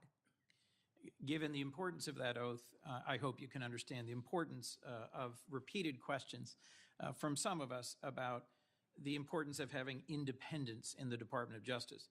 It has a long tradition of independent special prosecutors, especially to handle high-profile or often political cases. If you got credible evidence of a criminal violation by a White House official, including even the president, would you bring in a special prosecutor? Senator, that's a hypothetical. I can tell you what I do know is special prosecutors have been abused in the past on both sides. We have seen that for many, many years. They have cost the taxpayers countless dollars, countless. And I will look at each situation on a case-by-case basis and consult the appropriate career ethics officials within the department to make that decision. Attorney General, do you think special counsels need to be confirmed by the Senate? I will follow the law and I will consult with the appropriate ethics officials regarding the law. Right now, they do not need to be Senate confirmed, of course. But you did sign an 11th Circuit brief arguing that they should be. I will follow the law, Senator. That's why I said that. Understood, but I was just getting to the clarity about the difference between a Absolutely. position you've advocated and what the current law is. Thank you for that. Look, bluntly, to me, refusing to answer a hypothetical when there is clear and concrete previous history raises some concerns for me. I think Chris Wray has done an outstanding job as FBI director at avoiding political pressure. And although he was chosen by President Trump, he's being driven out so that he can be replaced. My perception, I've not yet met with Mr. Patel, by a loyalist who has publicly said he will do what the president asks him. Given that Attorney General Barr was asked to go find evidence of election interference and improprieties, went and looked for the evidence and said, I can't find any, and was then dismissed, I'm just going to ask you one last time. Can you clarify for me that in following ethics and the law, you'd be willing to resign if ordered to do something improper? Senator, I wouldn't work at a law firm. I wouldn't be a prosecutor. I wouldn't be attorney general. If anyone asked me to do something improper and I felt I had to carry that out, of course I would not do that. That's one of the main things you learn when you're a young prosecutor is to do the right thing. And I believe that has continued with me throughout my very long career. As we discussed, protecting American invention and innovation, American intellectual property, is a real concern of mine and of several others on this committee. I look forward to talking with you about that pressing concern. But the most important question I had for you today is whether you will be willing and able to stand up to politicization and interference in the Department of Justice. And I look forward to further clarification from you about the specifics of that. Thank you, Mr. Chairman. Thank you. Thank you. Senator. Senator Cruz would be next, but he's not here, so I call on Senator Kennedy. Thank you, Mr. Chairman. Ms. Bondi, welcome. Congratulations. Can we agree that legitimacy is important to America's criminal justice system? Yes, Senator. Can we agree that legitimacy is important to the Department of Justice, which in part administers our criminal justice system? Yes, Senator. And if Americans come to believe that our criminal justice system or our Department of Justice is acting illegitimately, that makes Americans less likely to accept the results of that system, does it not? Yes, Senator. And that makes Americans less likely to follow the substantive laws that we pass that are administered by the Department of Justice. Isn't that true? Yes, Senator. And if that happens, we have chaos, don't we? Chaos. And the social contract is breached, isn't it? Yes. Do you remember a person by the name of Michael Avenatti? Yes. Several years ago, he was a media star here in Washington. An attorney, correct? Yes. He was a media star.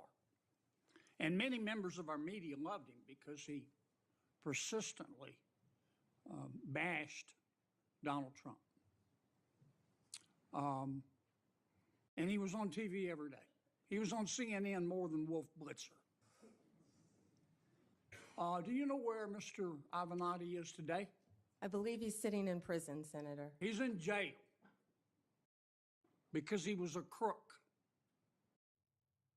And the Department of Justice helped put him there, didn't it?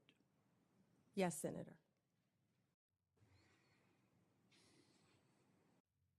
Do you remember a gentleman by the name of Sam Bankman-Fried? Yes, Senator. Boy genius. So smart and so powerful that he thought he could command the tides. So smart and so powerful and so rich that he would go to meetings with serious people like Bill Clinton, like Tony Blair, looking like a slob, looking like a fourth runner-up to a John Belushi look-alike contest. And he thought it was cute. Where's Mr. Bankman-Fried today? I believe he is in prison, and I believe that's from the Netflix series I saw as well. Mm-hmm. Because he's a crook. And who helped put him there? The Department of Justice, Senator. Can we agree that there's some really, really good men and women at the Department of Justice?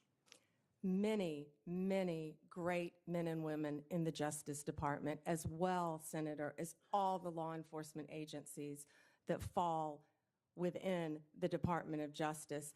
They're out there risking their lives, especially the law enforcement officers, every single day. Can we agree, though, that there have been and may be today some bad people at the Department of Justice? Yes, Senator. We don't know for sure because for the last 4 years, the curtains there have been tightly drawn. But I think a minority of people there, have delegitimized America's criminal justice system. The most destabilizing act that I saw in the past 4 years, maybe in the history of the department, is when Attorney General Garland decided on the basis of dubious facts and untested legal theories to criminally prosecute a former president of the United States.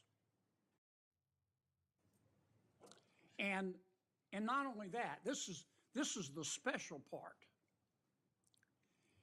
He decided to do it after the former president of the United States had announced that he was going to run against Attorney General Garland's boss, didn't he? Senator, are you referring to going after a political opponent? I think so. Now, this is one person's opinion. That kind of stupid takes a plan. And I say that because, number one, this is America. That had never happened before in America. That's the sort of thing that happens in a country whose Powerball jackpot is 287 chickens and a goat. It doesn't happen here. And I call it stupid because it broke the seal. It broke the seal. It normalized it. There are a lot of ambitious prosecutors in America, Democrat and Republican. And I'll bet you right now there's some prosecutor in a particular state thinking about, well, maybe I ought to file criminal charges against President Biden's inner circle for conspiring to conceal his mental decline. And that's the road we're headed down. And you've got to fix it, Counselor. You've got to fix it. And here's, in my judgment, what I would ask you to do. Find out who the bad guys are and the bad women and get rid of them. Find out who the good people are and lift them up. But do it on the basis of facts and evidence and fairness. Because the temptation of some people is going to be, they're going to tell you, look, two wrongs don't make a right, but they do make it even. Don't resist that temptation. Help us restore legitimacy to the Department of Justice. Thank you, Senator. Thank you, Mr. Chairman. Welcome, Ms. Bondi, and to your family. Thank you. Thank you for visiting with me in my office. And I have to say, I'm sympathetic always to a former Attorney General, particularly having been one myself. But I am, I have to say also, really troubled, deeply disturbed by some of your responses and non-responses to the questions that you've been asked today. You say the right things, that you're going to be the people's lawyer. That's what you have to say to be here. But I believe being the people's lawyer means you have to be able to say no to the President of the United States. You have to speak truth to power. You have to be able to say that Donald Trump lost the 2020 election. You dodged that question when you were asked directly by Senator Durbin. You have to be able to say that January 6th insurrectionists who committed violence shouldn't be pardoned. You have to be able to say that a nominee for the FBI director who says he has an enemy list, and that's just the beginning of what he has said in terms of politicizing, deeply weaponizing the FBI against political opponents, that he shouldn't be the FBI director. You know, we have some history here with your predecessors, Barr, Sessions, and others, who perhaps sincerely, when they sat where you are now, said that they would say no, but they were working with a president that expected them to be his Roy Cohn, his personal attorney. Do you really think that you can avoid the disgrace that they encountered or the repercussions from the White House if you say no to the president? And so my question to you is, can you say no to the President of the United States when he asks you to do something unethical or illegal? Senator, first, I need to clarify something that you said, that I have to sit up here and say these things. No, I don't. I sit up here and speak the truth. I'm not going to sit up here and say anything that I need to say to get confirmed by this body. I don't have to say anything. I will answer the questions to the best of my ability and honestly. Let me ask you, an individual who says that he is going to, quote, come after, end quote, people he alleges, quote, help Joe Biden rig the presidential elections, that he has a list of people who are part of this deep state who should be prosecuted, that he's going to close down the FBI building on his first day in office. Is that a person who appropriately should be the FBI director?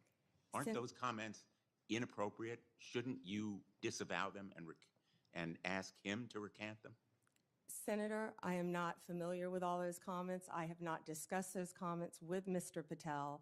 What I do know Well, is I'm Mr. asking Patel, you for your view. Excuse me. What I do know is Mr. Patel was a career prosecutor. He was a career public defender, defending people. And he also has great experience within the intelligence community. What I can sit here and tell you is Mr. Patel if he works with running the FBI, if he is confirmed, and if I am confirmed, he will follow the law if I am the Attorney General of the United States of America, and I don't believe he would do anything otherwise. Well, let me just submit that the response that I would have hoped to hear from you is that those comments are inappropriate and that you will ask him to disavow or recant them when he comes before this committee, because they are indeed chilling to fair enforcement and the rule of law. Let me ask you on another topic. When we met, I welcomed your support for the goals of the Kids Online Safety Act. And Senator Blackburn and I have spent a lot of time, devoted a lot of effort to the passage of the Kids Online Safety Act, which happened by an overwhelming vote of 91-3, 72 co-sponsors, including Vice President-elect Vance. I appreciated our discussion and your support for protecting kids online when we met last week. I'm hopeful that this area is one where we can work together. Can we count on your support in working together to protect kids online? Senator, absolutely, and thank you for that legislation, and Senator Blackburn. I believe in this world right now, we have to find the things we have in common, and that is certainly one of them, Senator, protecting our children from online predators. You've done so much on that front, and I thank you. I attempted to do that as well when I was Attorney General, but I am committed to working with you on anything we can do to protect our children throughout this country. When I was Attorney General, we started something called From Instant Message to Instant Nightmare, and educating parents about online predators. And that also, Senator, is one of the core functions of the FBI, the cyber unit. They sit there, these agents sit there all day long and investigate child predators. We tell parents constantly, you think Ms. you're Bondi, talking to another I child, apologize. and you're not. I'm going to interrupt you. I welcome Sure. your positive response. I have Oh, one go ahead. more question that I'm going to try to fit into Sure. this round. TikTok will be banned unless it is sold, because it has become a tool for the Chinese to collect information and do surveillance and endanger our national security. Can you commit that you will enforce that law promptly and effectively? And I ask this question because President Trump's pick for your Solicitor General in the Department of Justice went to the United States Supreme Court arguing that the ban should be delayed. Will you commit to enforce that law on your first day when you are if you are confirmed? Senator, as I discussed with you during our meeting, that is pending litigation within the Department of Justice. Well, it's pending litigation, but will you enforce that law? I can't discuss pending litigation, but I will talk to all the career Well, again, prosecutors who are handling the case. Absolutely, Senator. Discuss with them. Thank you. Thank you, Mr. Chairman. Senator Tillis. Ms. Bondi, thank you for being here. I think I told you when we met, thank you for the time we met. I was born in Florida, have a lot of friends and family, and follow Florida politics pretty closely, and you've had a very impressive career there, though I do also have to admit I'm a Gator hater, so for the Florida alum, I'm University of Tennessee. But anyway, I actually, in some of these hearings, I created a bingo card to see what some of my colleagues on the other side of the aisle were going to hit. I want to go back to a few of them really quickly. One was about you being a lobbyist paid for and on the payroll of Qatar. Would you mind going back and repeating what you said in case people did not hear the involvement of your law firm and precisely what you were doing for the government of Qatar? Yes, Senator, I was very proud of that work. It was anti-human trafficking in advance of the World Cup, and human trafficking has been something that's been very important to me my entire career, especially when I was Attorney General of the And you state also of made Florida. it clear that you had a number of practitioners within the firm working on it, so this narrative that you were getting $115,000 a month from Qatar is correct or not? Not correct. Okay, thank you. I want to talk a little bit about, well, first off, I want to go back. You should be happy that so many comments have been directed towards Kash Patel, whose confirmation I am supporting. In fact, I'm meeting with him today, because that means they're out of stuff for you. So if it comes up again, you will once again know that you've got a great reputation and a great resume, and they are just trying to find things to put your integrity into question. You have answered the question repeatedly that that you will be loyal to the Constitution and you will live up to the oath to the Constitution and to protecting the American people. And I think Mr. Patel, when he becomes here, he'll be able to get rid of the myth in the same way that you did as a lobbyist for Qatar. He'll be able to get rid of that list of the enemies, be able to deal with the enemies list, and the marketing department for your opposition is going to have to come up with new material because that stuff is getting old. Section 702, you heard Senator Lee talk about some concerns that he has with 702. I believe it's one of the most important things that you can do early into your confirmation. You will be confirmed, and hopefully with some Democrat support.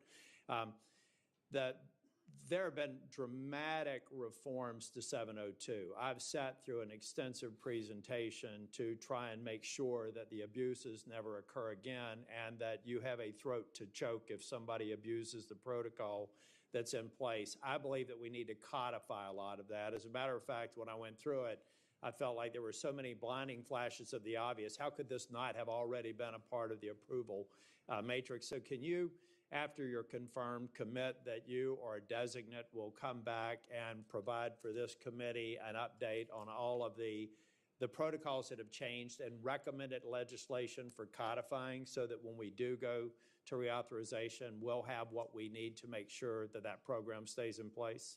Senator, I or a designee will review all of 702 before it terms, of course, in 2026 and come back and report to you on both sides of the aisle.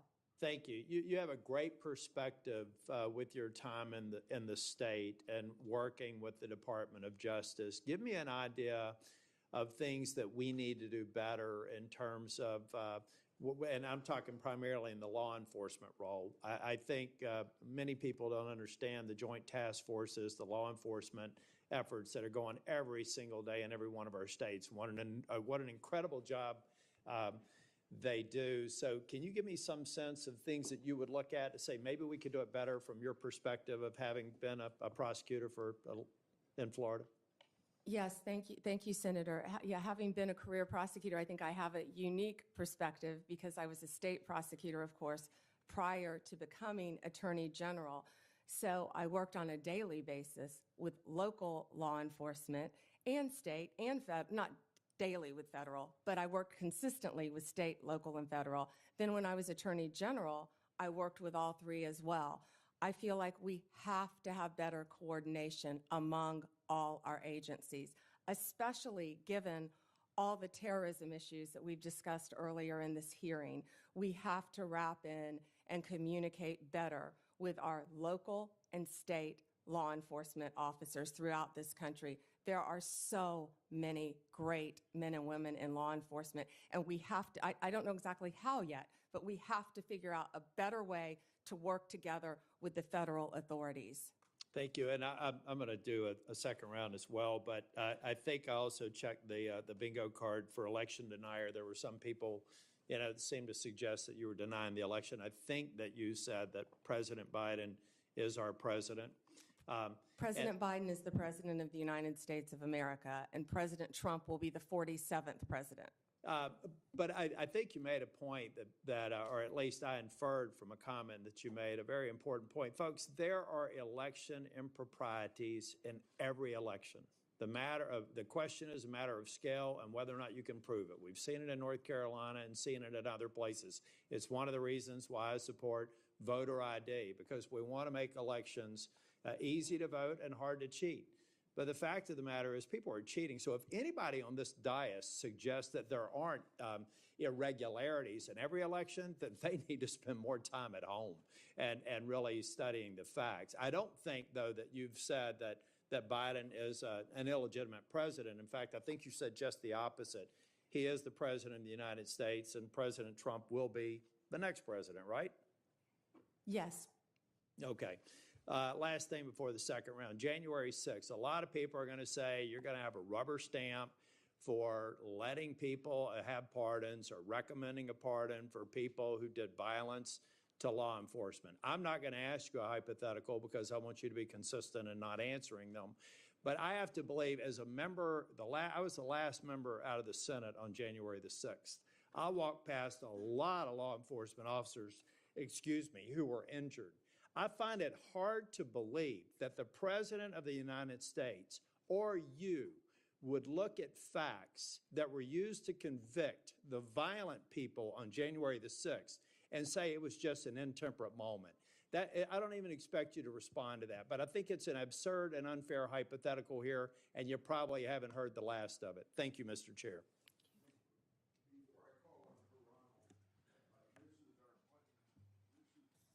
Before I call on Senator Hirano, after her and Cruz's testimony, then we'll take a lunch break, and that break will be for 30 minutes. And I can't control when my senators come back, but I expect you to be back after 30 minutes, and I'll be here. Yes, And- Chairman. And then I may leave the meeting to open the Senate, so whoever's on our side is acting chairman during that period of time. Senator Hirano. Thank you, Mr. Chairman. As part of my responsibility to ensure the fitness of all nominees, I ask the following two initial questions. First, since you became a legal adult, have you ever made unwanted requests for sexual favors or committed any verbal or physical harassment or assault of a sexual nature? No, Senator. Have you ever faced discipline or entered into a settlement relating to this kind of conduct? No, Senator. Ms. Bondi, I am focused on two things in my evaluation of President-elect Trump's nominees. The first is whether the nominee is qualified and experienced enough to do the job. The second is fitness to serve, which includes putting loyalty to the Constitution over loyalty to the president. Unfortunately, in my view, many of President-elect Trump's nominees are lacking in at least one of these two requirements. Ms. Bondi, your experience as a prosecutor is the kind of thing we would expect to see in a nominee for Attorney General, but I do have questions and concerns about potential conflicts of interest, about whether you will keep DOJ's law enforcement responsibilities independent of the president's political whims, and about whether you will let facts and evidence guide your decisions. So let's start with the importance of facts, which you say is important. Ms. Bondi, we want an Attorney General who bases decisions on facts. So I want to ask you a factual question. Who won the 2020 presidential election? Joe Biden is the President of the United States. Ms. Bondi, you know that there is a difference between acknowledging it and, I can say that Donald Trump won the 2024 election. I may not like it, but I can say it. You cannot say who won the 2020 presidential election. Okay. It's disturbing that you can't give voice to that fact. Moving on to DOJ's independence from politics. Ms. Bondi, if you are confirmed as Attorney General, you will take an oath to the Constitution and not to any individual, including the President. To start, I'd like to know whether you agree with some of the statements President-elect Trump made during the election, during the campaign. First, are the felons convicted of breaking into the Capitol on January 6th hostages or patriots, quoting Trump, as President-elect Trump has said repeatedly? Do you agree with his characterization of the felons that I referred to? I am not familiar with that statement, Senator. I just familiarized you with that statement. Do you agree with that statement?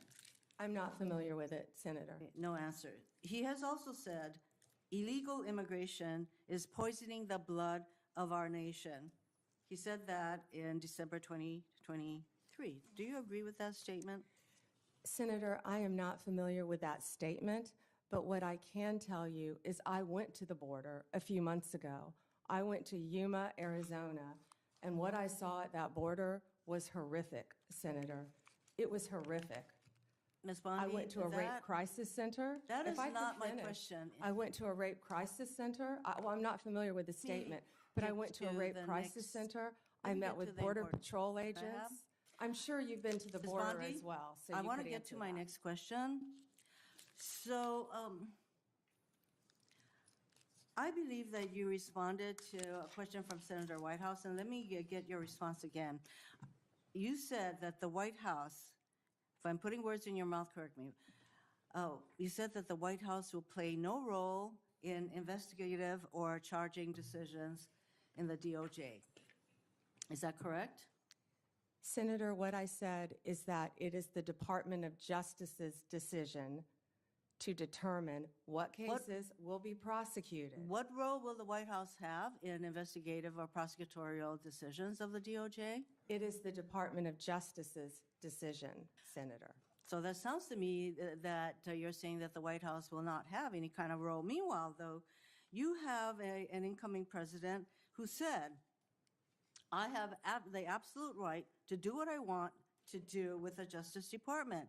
And in fact, President-elect Trump considers the DOJ to be his law firm. I ask you this. If President-elect Trump asks, suggests, or hints that you as Attorney General should investigate one of his proceedings, would you do so? Me, had you met with gotten to know Now, me,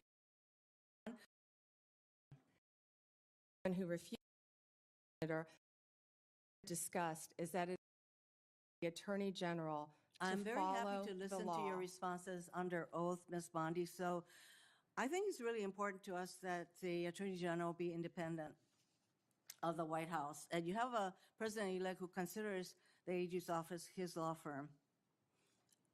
I would like to know whether if the president suggests, hints, asks, that you as Attorney General should investigate one of his perceived enemies? Senator, I do? certainly have not heard the president say that, but what I will tell you is 2/3 of Americans have lost faith in the Department of Justice. And it's statements like that, I believe, Ms. that make Bondi. people continue to lose faith. If I am confirmed as Attorney General, it will be my job Getting to on not to my only next keep question, America you're not safe, responding. but restore integrity to that department. Why don't we And that's move what on I to plan something on that doing you said? every single day as Attorney General. On August 25th, 2025, on Fox News, you said, when Republicans, prosecutors will be prosecuted, once the investigators will be investigated. Ms. Bondi, is Jack Smith one of those bad prosecutors that you will prosecute as AG? Senator, you hesitated a bit when I said the bad ones. Every decision Sometimes will be badness made in the eyes of the beholder. I'm just asking whether you would consider Jack Smith Senator, to be one of the people. How about Liz Cheney? Senator, How about Merrick Garland? I am not going to medicals. No one has been prejudged, or nor will anyone I am be asking prejudged whether if I am these are confirmed. the kind of people, these are in fact the people that you would prosecute. I'm Okay, not getting an your answer. time is up. Would you like to? My time is, Would you like to Mr. respond? Chairman, she is clearly not going to answer that question, so let me get on to, Would you like to? I do have I'd love questions to for the second round. You'll have a second round. Would you like to speak before I call on Senator Cruz? No, sir. Thank you. Okay. Senator Cruz. Thank you, Mr. Chairman. General Bondi, welcome. Thank you for Thank you. your long career in public service, and thank you for your willingness to take on this incredibly important office. You know, I have to say, I don't know that there is a more important position in this new administration than the position to which you have been nominated, Attorney General of the United States. I thought the exchange just a moment ago with Senator Hirono was illustrative. She asked you how you would respond if the president asked you to target his political enemies. It's rather striking because it's not a hypothetical. It has happened over the last 4 years. And I think perhaps the most tragic legacy of the Biden-Harris administration has been the politicization and the weaponization of the United States Department of Justice. And we don't need to ask hypothetically because Joe Biden publicly mused and allowed the New York Times to report it, calling on Merrick Garland, why will he not prosecute Trump more quickly? And Merrick Garland, sadly, he sat in that chair and promised to be apolitical, and he broke that promise almost the instant he walked into the Department of Justice. If you look on the west pediment of the Supreme Court of the United States, just above the entrance, there's a simple yet profound four-word phrase, equal justice under law. We have seen over the last 4 years a Department of Justice that systematically targeted the political opponents of Joe Biden and Kamala Harris, and that systematically protected his friends and allies. And it is tragic to see the loss of confidence in the American people, in the Department of Justice, and in the FBI. I would note, I don't think there's an institution in America who has lost more respect from the American people than the FBI has in the last 4 years. That is a grotesque violation of the obligation of the Department of Justice and the FBI. So I want to start with just a very simple question. If you are confirmed as Attorney General, will you pledge to fairly and faithfully uphold the law regardless of party? So help me God. Amen. Look, and I want to be clear for folks at home. I don't want a Republican Department of Justice. I don't want a Democrat Department of Justice. I want a Department of Justice that follows the damn law. And I think the American people do too. That shouldn't be too much to expect. Now, I'm grateful to President Trump for nominating you. I think on any objective level, you're clearly qualified for this position. You have been a prosecutor for decades. You have been the elected Attorney General of the state of Florida, the third largest state in America, for 8 years. Let me ask you, in terms of your practice, how many criminal cases over the course of your career have you personally handled?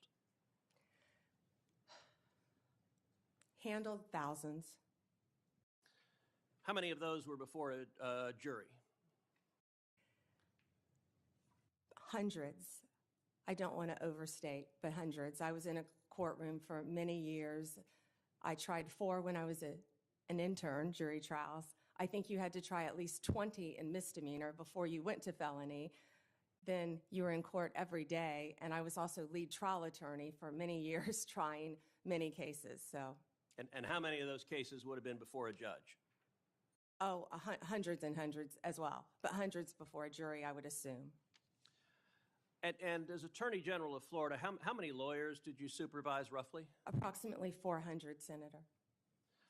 Now, I also want to clarify something. During the course of this hearing, several Democrat senators have referred to you as President Trump's, quote, personal lawyer. Now I don't believe that is an accurate characterization. As I understand it, you represented President Trump as a White House special advisor during his first impeachment trial. Is that correct? Within Office of White House Counsel, yes, Senator. And is working within the White House counsel's office different than representing Donald J. Trump individually as his personal lawyer? Absolutely. How's it different?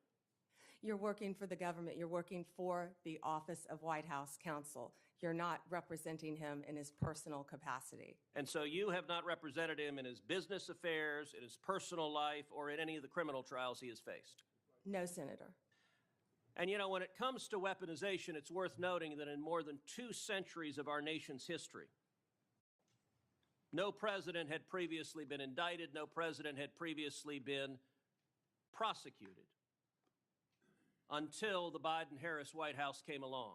And in the last 4 years, we've seen Donald Trump indicted and prosecuted not once, not twice, not 3 times, but 4 separate times. And 2 assassination attempts, Senator. I have to say, Javert from Les Mis would be chagrined at the efforts of Democrats to do anything possible to take him down.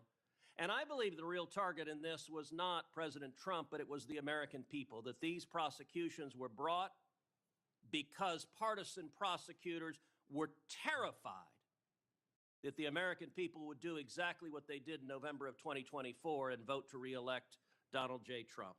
By 77.3%.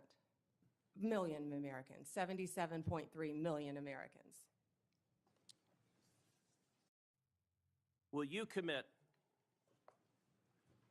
every day as Attorney General to follow the law, to follow the Constitution, to uphold the rule of law without favor and without regard to the partisan position of any criminal defendant? Yes, Senator. That's what we should all expect from an Attorney General. Thank you. We'll now recess for 30-minute lunch break. That means we'll be back at 12:25.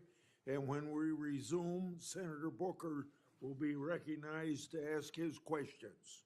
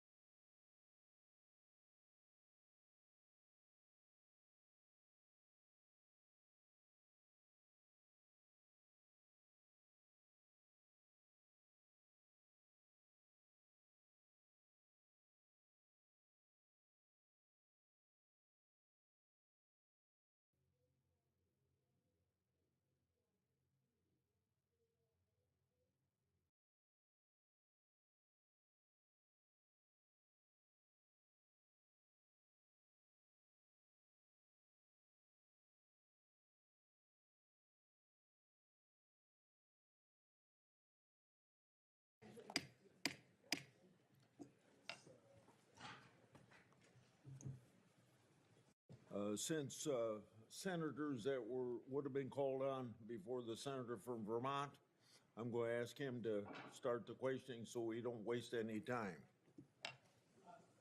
Mr. Chairman, thank you very much for this hearing.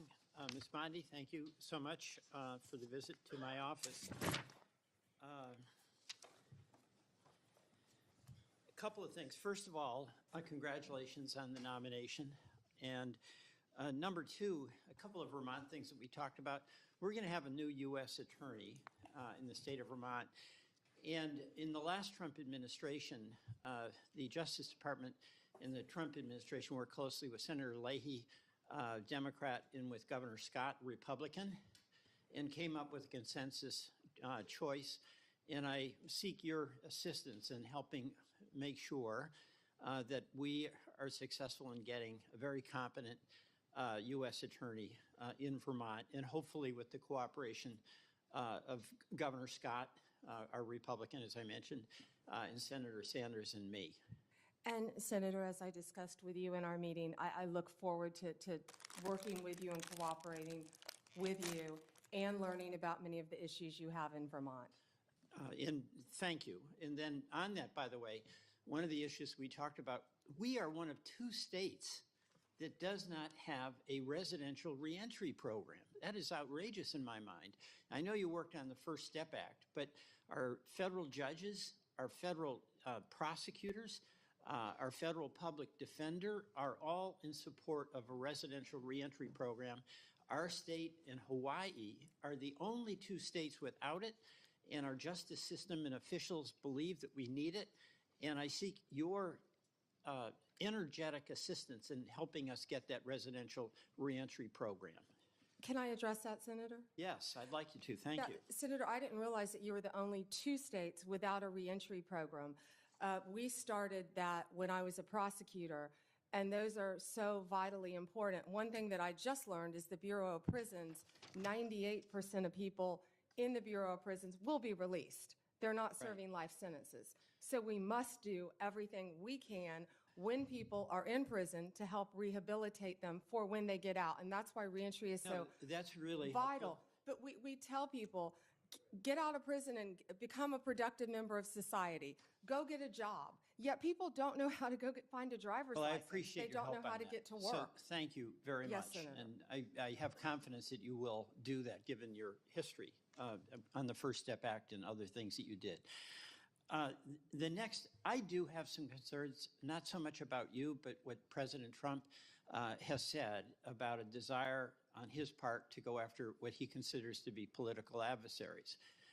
You know, his own words, for instance, says that if he's elected, he'd seek to appoint a special prosecutor to go after Joe Biden. I assume you've had no discussion with President-elect Trump about that? Absolutely not. And he Nor has against Senator Schiff. I'm looking at your next one. Well, my colleague, Senator Schiff, who I think did an incredibly good job, President Biden had different points, or pardon me, President Trump had different views about that, where he said on a number of occasions that he should be prosecuted, that everybody on the January 6th committee should be prosecuted for their lies and treason. No discussion about that. No, Senator. And Liz Cheney also, he's said that she should be prosecuted for lies and treason as well. We have had no discussions about Liz Cheney. All right, and you've satisfied me that this is not an agenda you have. President Trump has satisfied me that when he says things that are pretty provocative, he's often serious. And as Senator Cruz wants, I want, and that is to have a Justice Department that is not going after people on the basis of them being political opponents. And my understanding, in listening to your answers to the questions along this line, is that you have no intention of pursuing people on the basis of them being a political opponent. No one will be prosecuted, investigated because they are a political opponent. That's what we've seen for the last 4 years in this administration. Well, People will be prosecuted based on the facts and the law and fairly, All Senator. right, that's good. You I have my word. disagree about the characterization of the past 4 years, but we don't have to discuss that, with your assurance that the next 4 years, there'll be no effort on the part of the Justice Department to pursue political adversaries, right? Every case will be done on a case-by-case basis. No one should be prosecuted All right, for just political purposes. Thank you. Absolutely not. I just have a couple of other things. One is the False Claims Act. Senator Grassley, thank you for that False Claims Act. In Vermont, there are incredible challenges for folks trying to get health care. It's really expensive.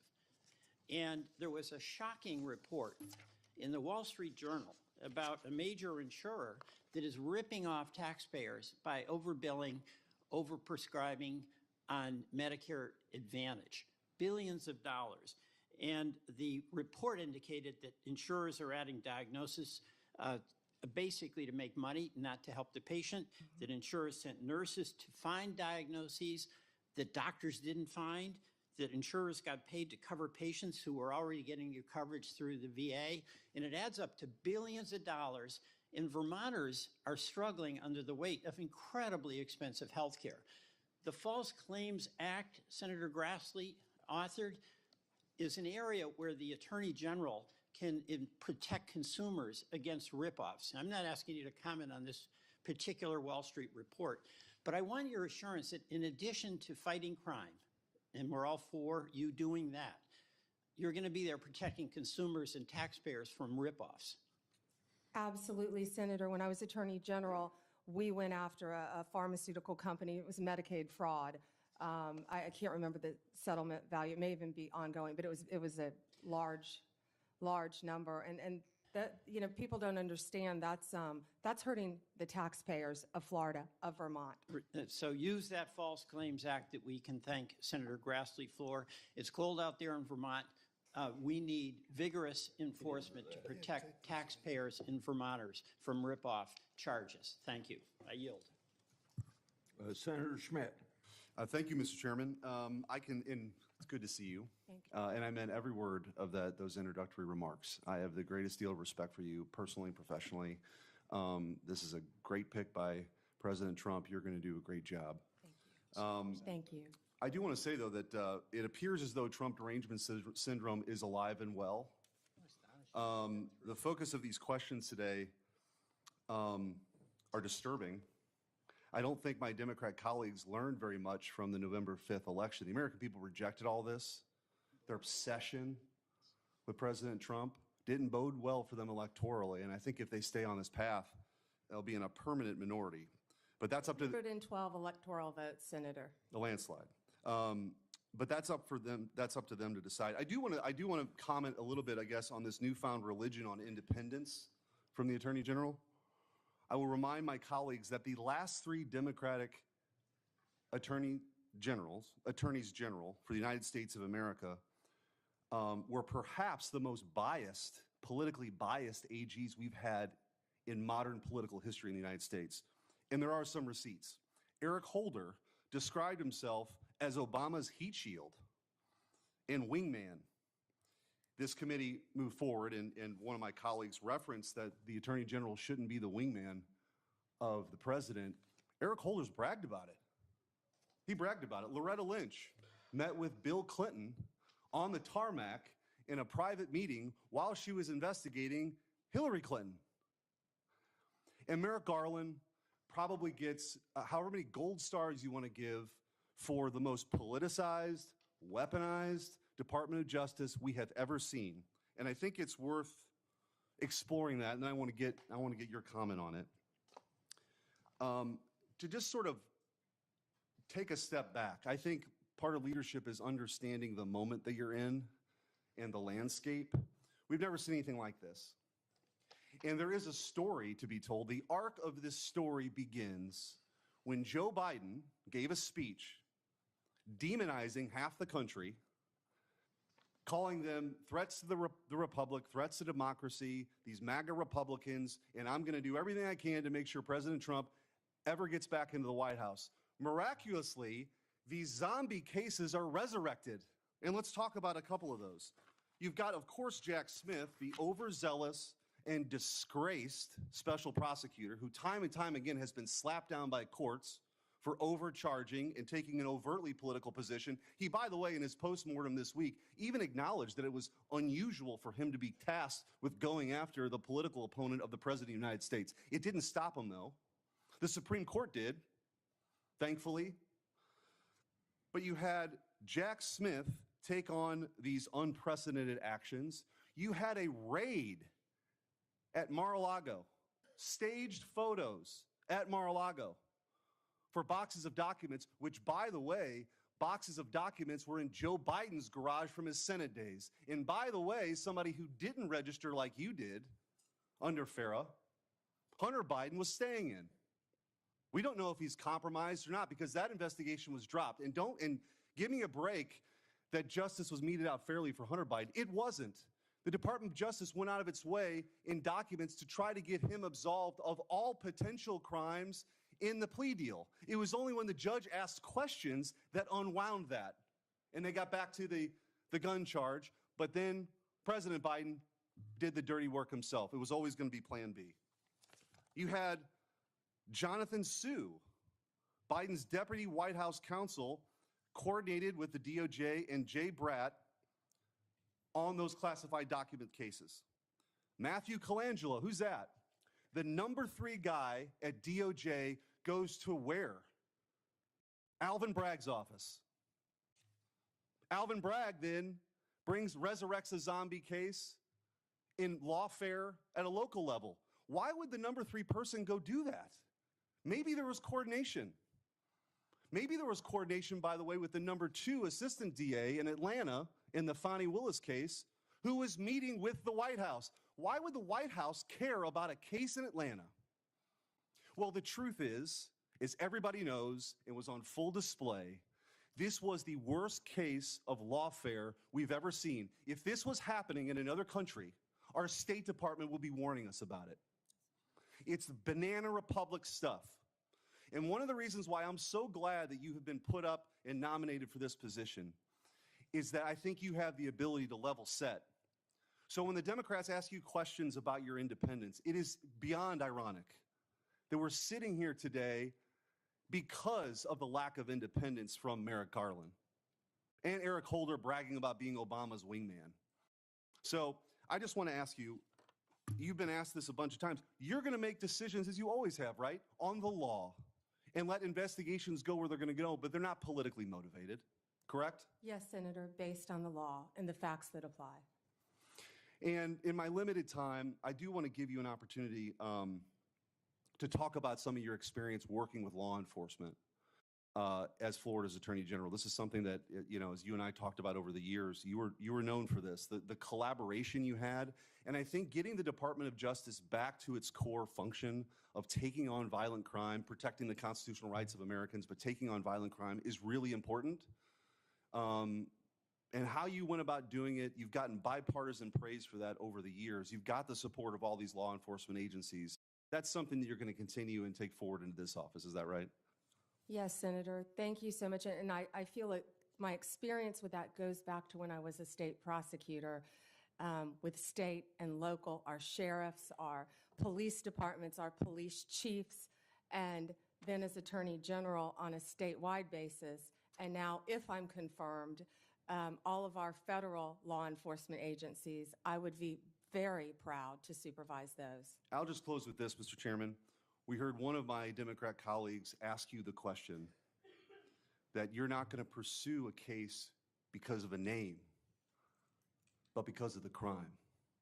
I would argue that the current Department of Justice adopted Lenin's claim, which was, show me the man and I'll show you the crime. And they did everything they could to throw President Trump in jail for the rest of his life because they didn't want to lose the ballot box. That is not what this country's about. That is not what this republic is about. But they did it. And it's up to you now to restore the integrity and I have of that agency, of the Department of Justice, and I have full confidence that you will. Thank you, Senator. Thank you. Thank you, Mr. Chair.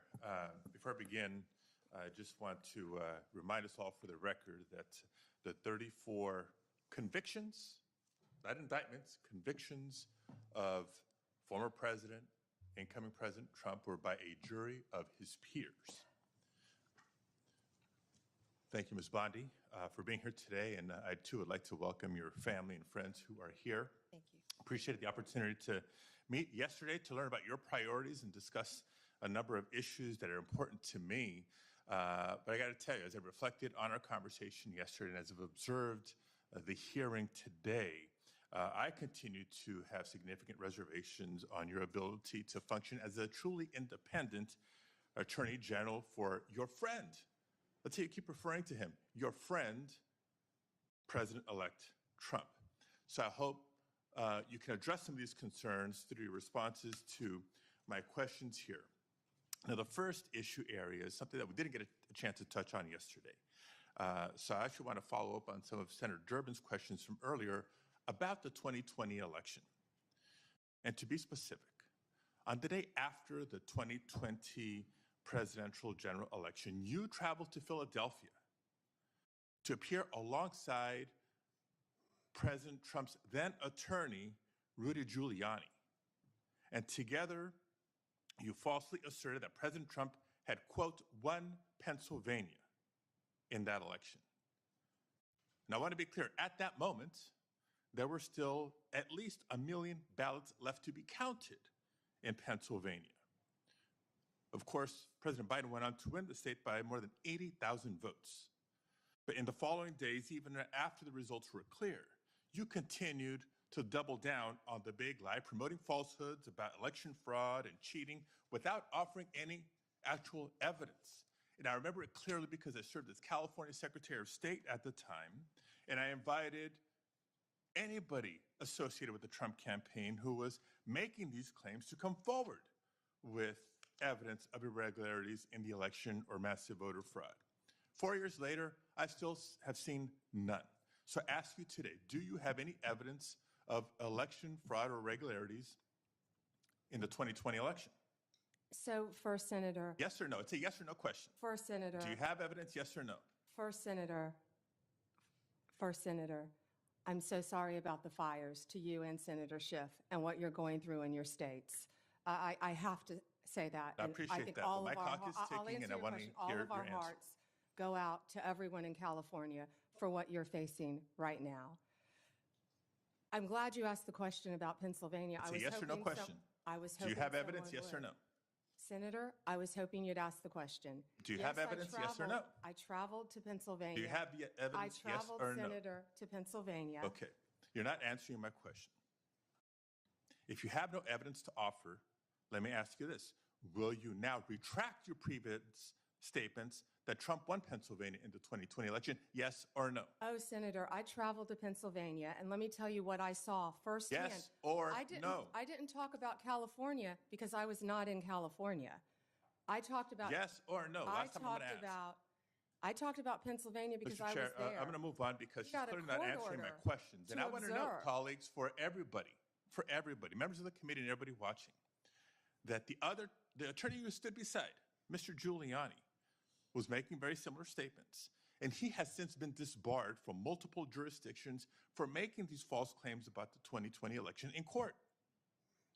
And like Mr. Giuliani, as you've noted today, you've taken an oath to uphold the Constitution just as an attorney. And now you're asking us to consider you to serve as the chief law enforcement officer in our country. So it's imperative, Ms. Bondi, that you subscribe to facts and evidence and not politically convenient conspiracy theories. Your job will be, your job will be to protect voters and election workers, not to undermine and dox them. Now, I know that earlier you agreed that Joe Biden is in fact president, but many of the president-elect's inner circle continue to spread the big lie about the 2020 election. Let me move on to a different topic. Senator, you were speaking. May I speak? You cut me off when I was speaking. When I ask you the next question, you can speak, and I hope you answer, Ms. Bondi. Well, I'd now, like when to we met answer the yesterday, previous one, Senator. When we met yesterday, You pointed your finger at me and you said did not you were seem speaking. to be familiar Let me answer with my question. the I'm not going to be Citizenship bullied by you, Clause, the Senator 14th Padilla. Amendment of the United States of America, which was deeply disappointing. I guess you And I'm didn't want to hoping hear you're more my familiar answer with it about today Pennsylvania. after I gave an opportunity to study overnight. So can you tell me and this committee what the Citizenship Clause of the 14th Amendment says? Senator, I'm here to answer your questions. I'm not here to do your homework and study for you. If I am confirmed as You're Attorney the one General... asking for a confirmation Hey, vote, you ma'am. cut me off. Can I please finish? What does the 14th Amendment say? Senator, the 14th Amendment, we all know, addresses birthright citizenship. I've been a state prosecutor. I've been a state AG.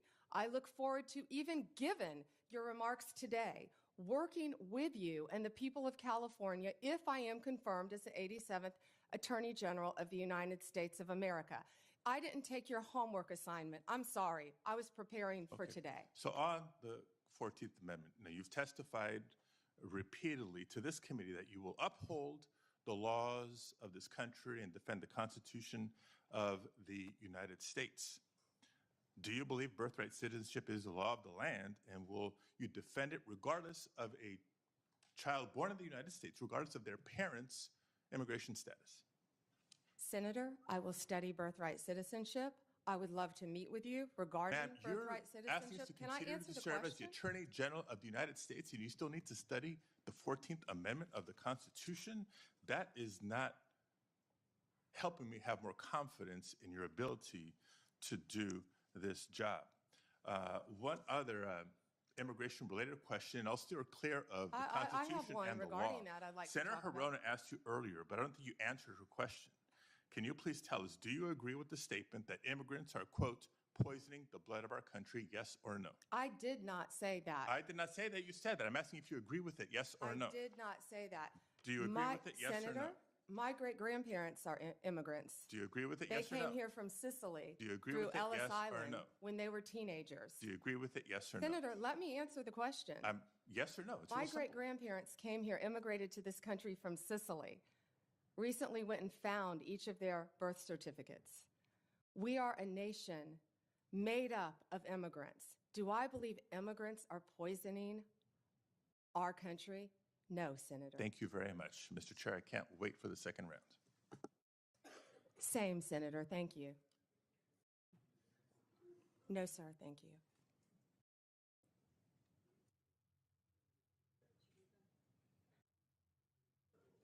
Suggestions about unfair statements about the 2020 election.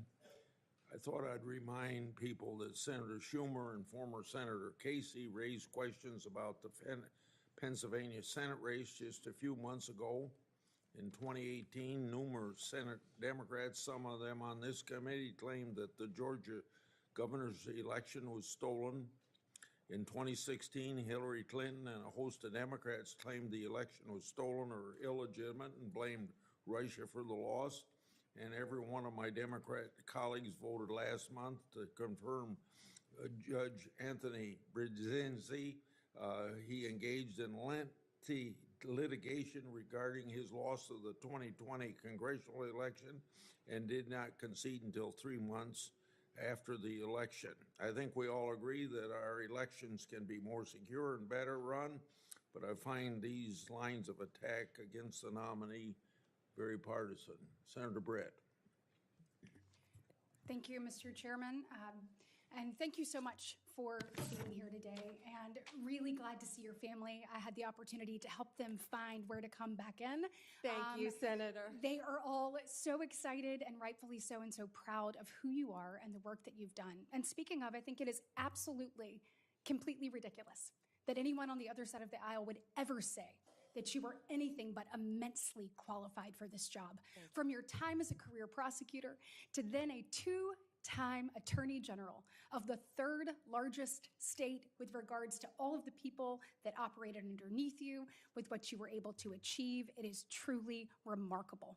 The United States of America could only be so fortunate if you were confirmed and to have someone of your caliber, of your intellect, and of your experience running a department that unfortunately has been run into the ground.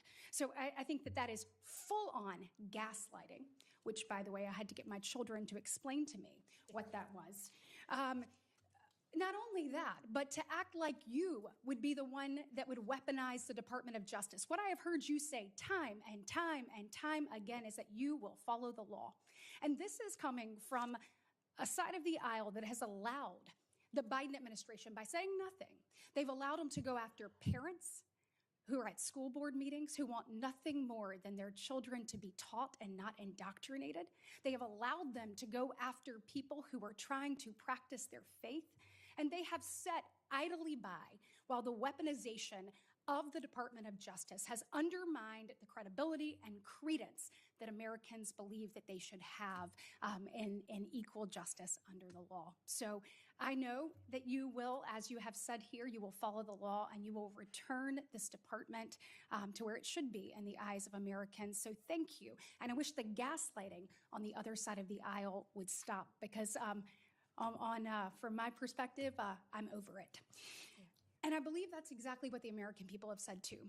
And speaking of, my distinguished colleague, who I have a great deal of respect from on the other side of the aisle, just said, tried to make you answer a question about immigrants and, quote, poisoning the blood of America, when actually the previous question by our colleague from Hawaii was illegal immigration. We are a nation of immigrants, but we are also a nation of laws. And the lawlessness under the Biden-Harris administration has made every single state in this nation a border state. I am so thrilled about what you've done when it comes to opioid use and human trafficking, and I look forward to you instituting that at the Department of Justice. Your credentials speak for themselves. When opioid and fentanyl overdoses are the leading cause of death between the ages of 18 and 45 in this nation, we need someone who takes it serious. You not only take that serious, you have a track record of proving to the American people you've done it for the people of Florida, and I look forward to what that means to the families that I have met. You talked about the families you met across Florida that showed you pictures of their loved ones that they lost, their brother, their sister, their cousin, their friend, their mother. And I know that there will be more lives that are saved as a result of your service when you are confirmed. So on that, I say thank you. And when it comes to illegal immigration, which we need to put a stop to, I want to ask you a question that you and I had an opportunity to discuss a little bit. You share my desire, I know, to not only get away from the weaponization and wokeness that we are seeing in the department right now, but really prioritizing safety and security. And I want to say thank you for that commitment and your commitment to blind justice. When we are looking at illegal immigration, the Executive Office of Immigration Review within DOJ, there have been a number of things that we have talked about with that, and I know, as you are aware, some people call it EOIR, some people call it EOR, but it houses our nation's immigration courts. Over the course of the Biden administration, the immigration court backlog has grown from 1.4 million at the end of 2021 to 3.5 million at the end of 2024. Over that same period, the Biden administration pursued policies both at DOJ and DHS to foster a culture within EOR of failure to adjudicate cases. As an example, between FY25 and FY24, immigration judges failed to adjudicate over 340,000 asylum claims. That is compared to just under 13,000 non-adjudicated asylum claims in the previous 6 fiscal years combined.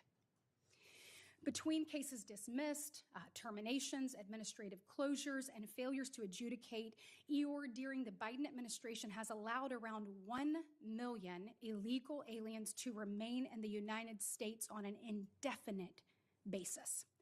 Now, I've heard Laken Riley brought up multiple times today. Having talked to her parents, no parent should have to go through the heartbreak and tragedy that they have. And we are working diligently to rectify that and ensure that we are keeping Americans safe and secure. But a House Judiciary Committee report on this issue appropriately called it, quote, quiet amnesty, what we're talking here with EOR.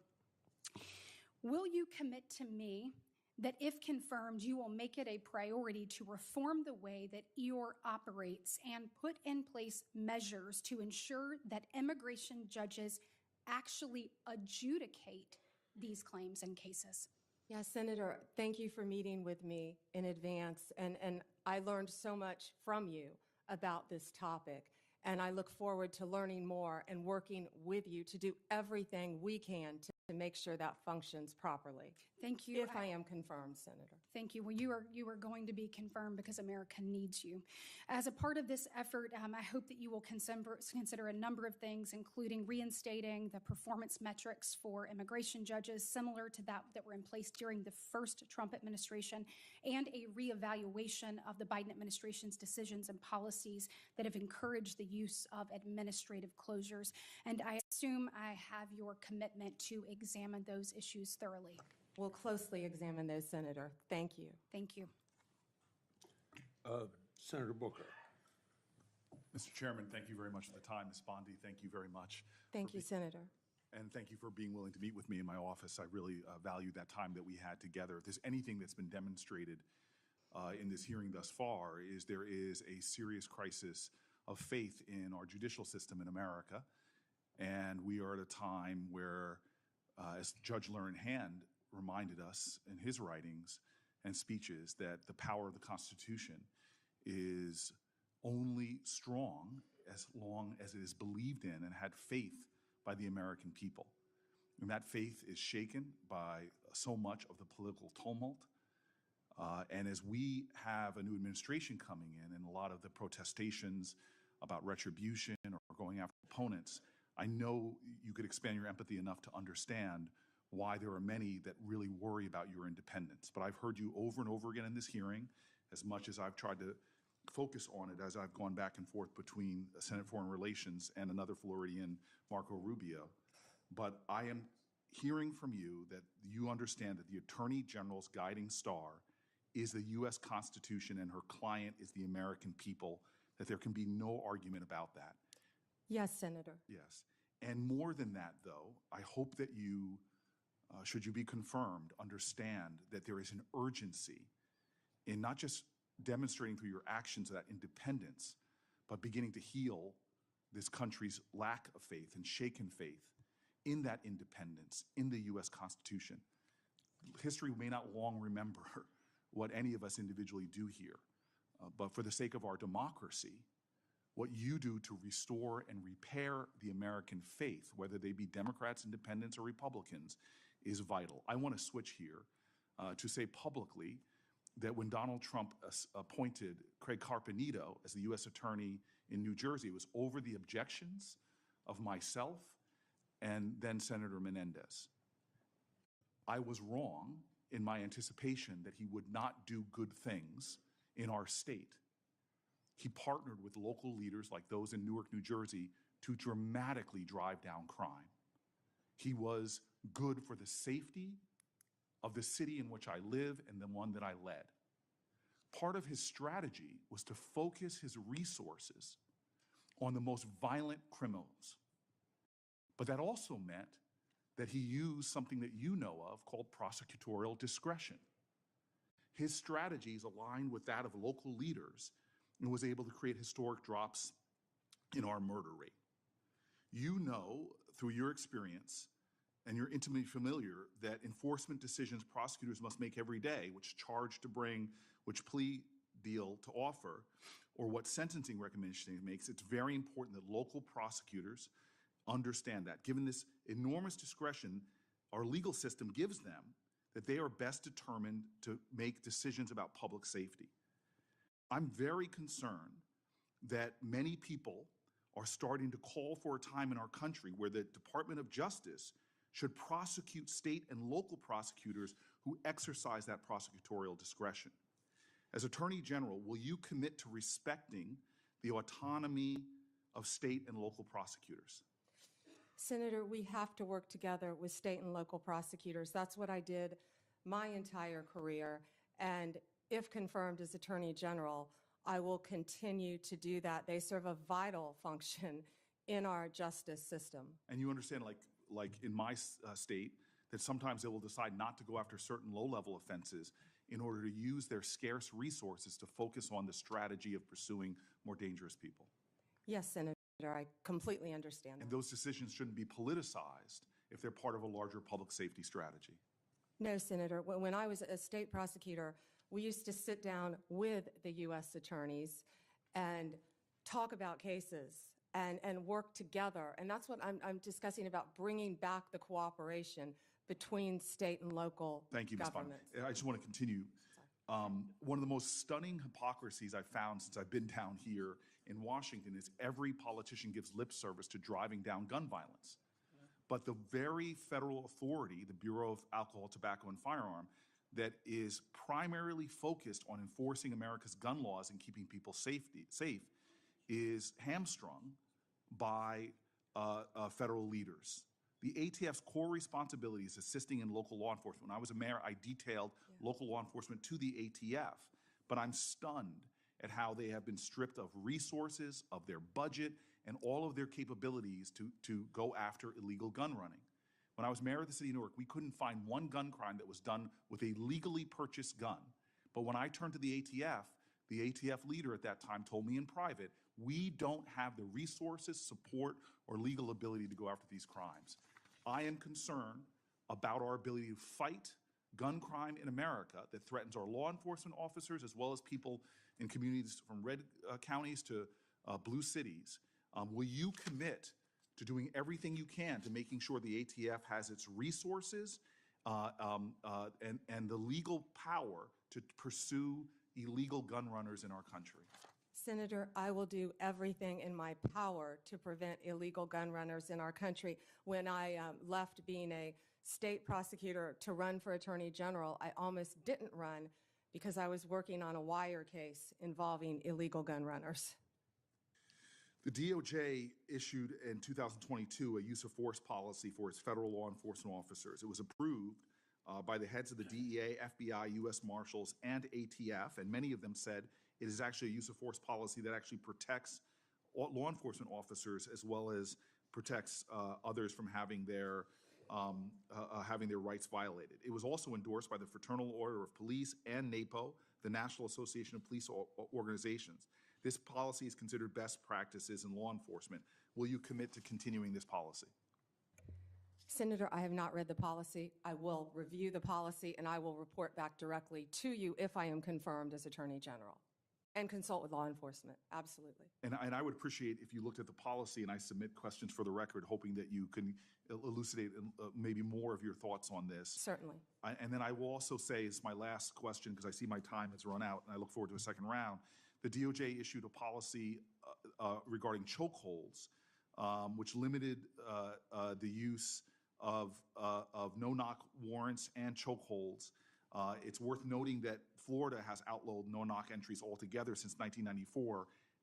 Would you commit to continuing the 2021 DOJ policy on these issues? I am familiar with the policy. I have not read it. I'm committed to reading it and studying it and reporting back to you on that policy once again. Thank you. Mr. Chairman, thank you. Senator Hawley.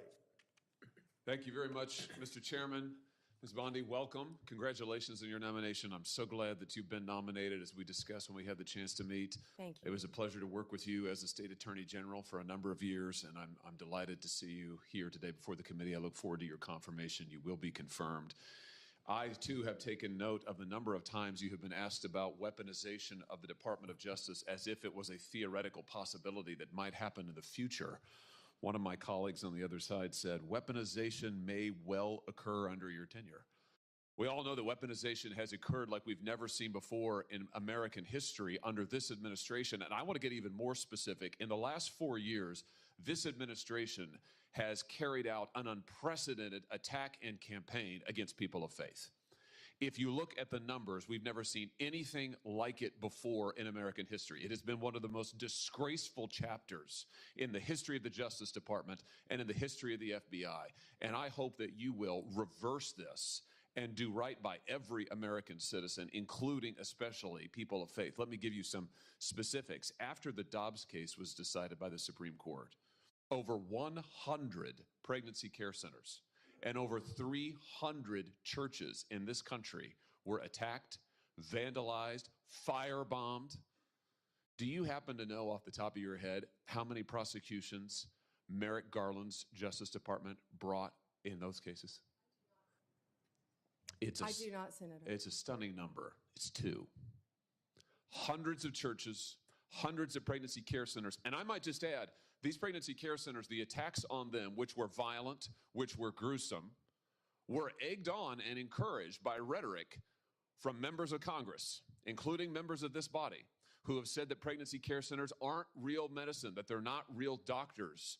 They have legitimized these attacks. And the same thing was true of churches. And this Justice Department couldn't lift a finger to defend these Americans. But at the same time, they used legislation, a law known as the FACE Act, to prosecute at least 53 different pro-life demonstrators, including people like Mark Houck from Pennsylvania, to whom this Justice Department sent a SWAT team to his door in the early morning hours. He has, I think, 7 children. In the early morning hours, an FBI SWAT team shows up at his door to take him into custody and prosecute him. By the way, he was acquitted.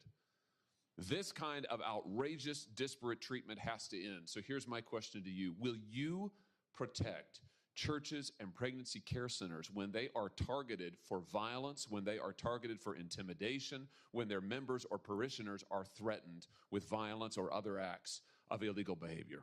Yes, Senator. Will you stop the disparate treatment of Americans on the basis of religious faith? Yes, Senator. Will you stop the deliberate persecution of pro-life Americans for nothing more than their pro-life beliefs?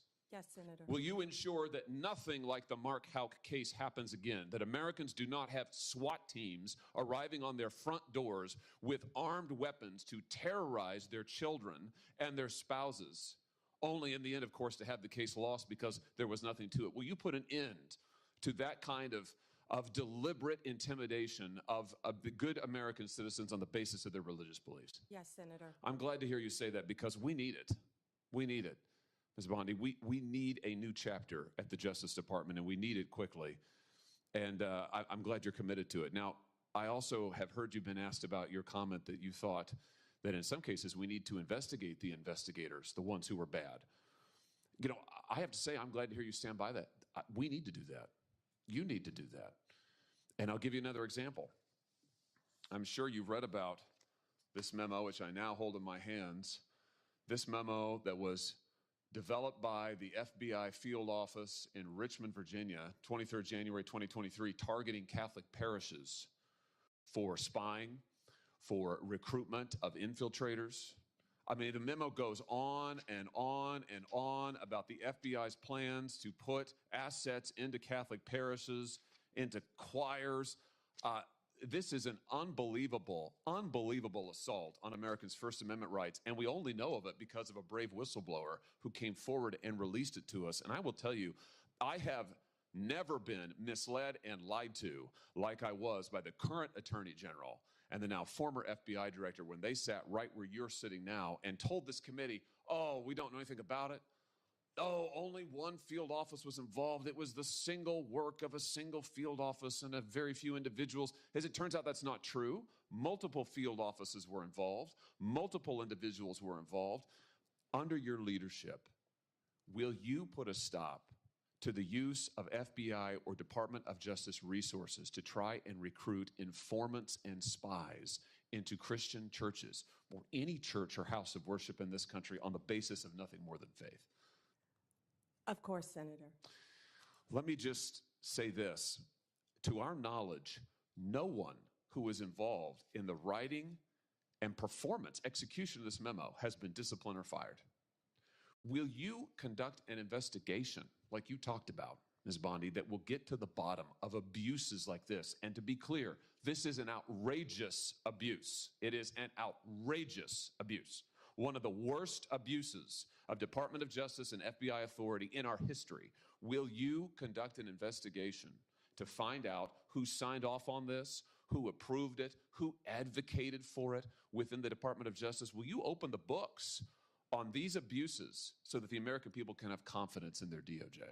Senator, and I think what you're talking about is the ultimate weaponization, what we've been discussing all day. If I am confirmed as Attorney General, one of the first things I will do, there'll be many, but I will personally read that memo, and if Mr. Patel is confirmed, discuss it with him right away. Fantastic. And will you work with this committee and our relevant subcommittees? I'm going to chair a subcommittee called the Crime and Terrorism Committee. We're going to do our own investigation into what happened here at the FBI and the DOJ. Will you work with us as you discover the nature of these abuses, and as you put a stop to them, will you work with us to make sure the American people get all the facts and this never happens again? And Senator, yes, I look forward to working with you and the Democrats. I would think this is something that we can all agree on both sides, that this should not be happening in the United States of America, and work together on it. That's fantastic. Let me ask you one other question here in my just few seconds that are remaining. This memo targeting Catholic parishes repeatedly refers to as an expert source a group called the Southern Poverty Law Center.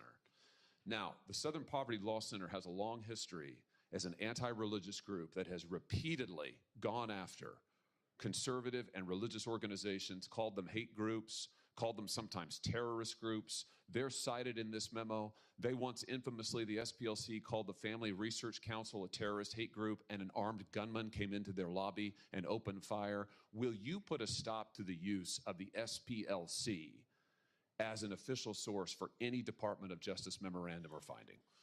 That will be one of the first things we will look at as well, Senator, and report back to you and the committee. Thank you very much. Congratulations. Thank you, Mr. Chairman.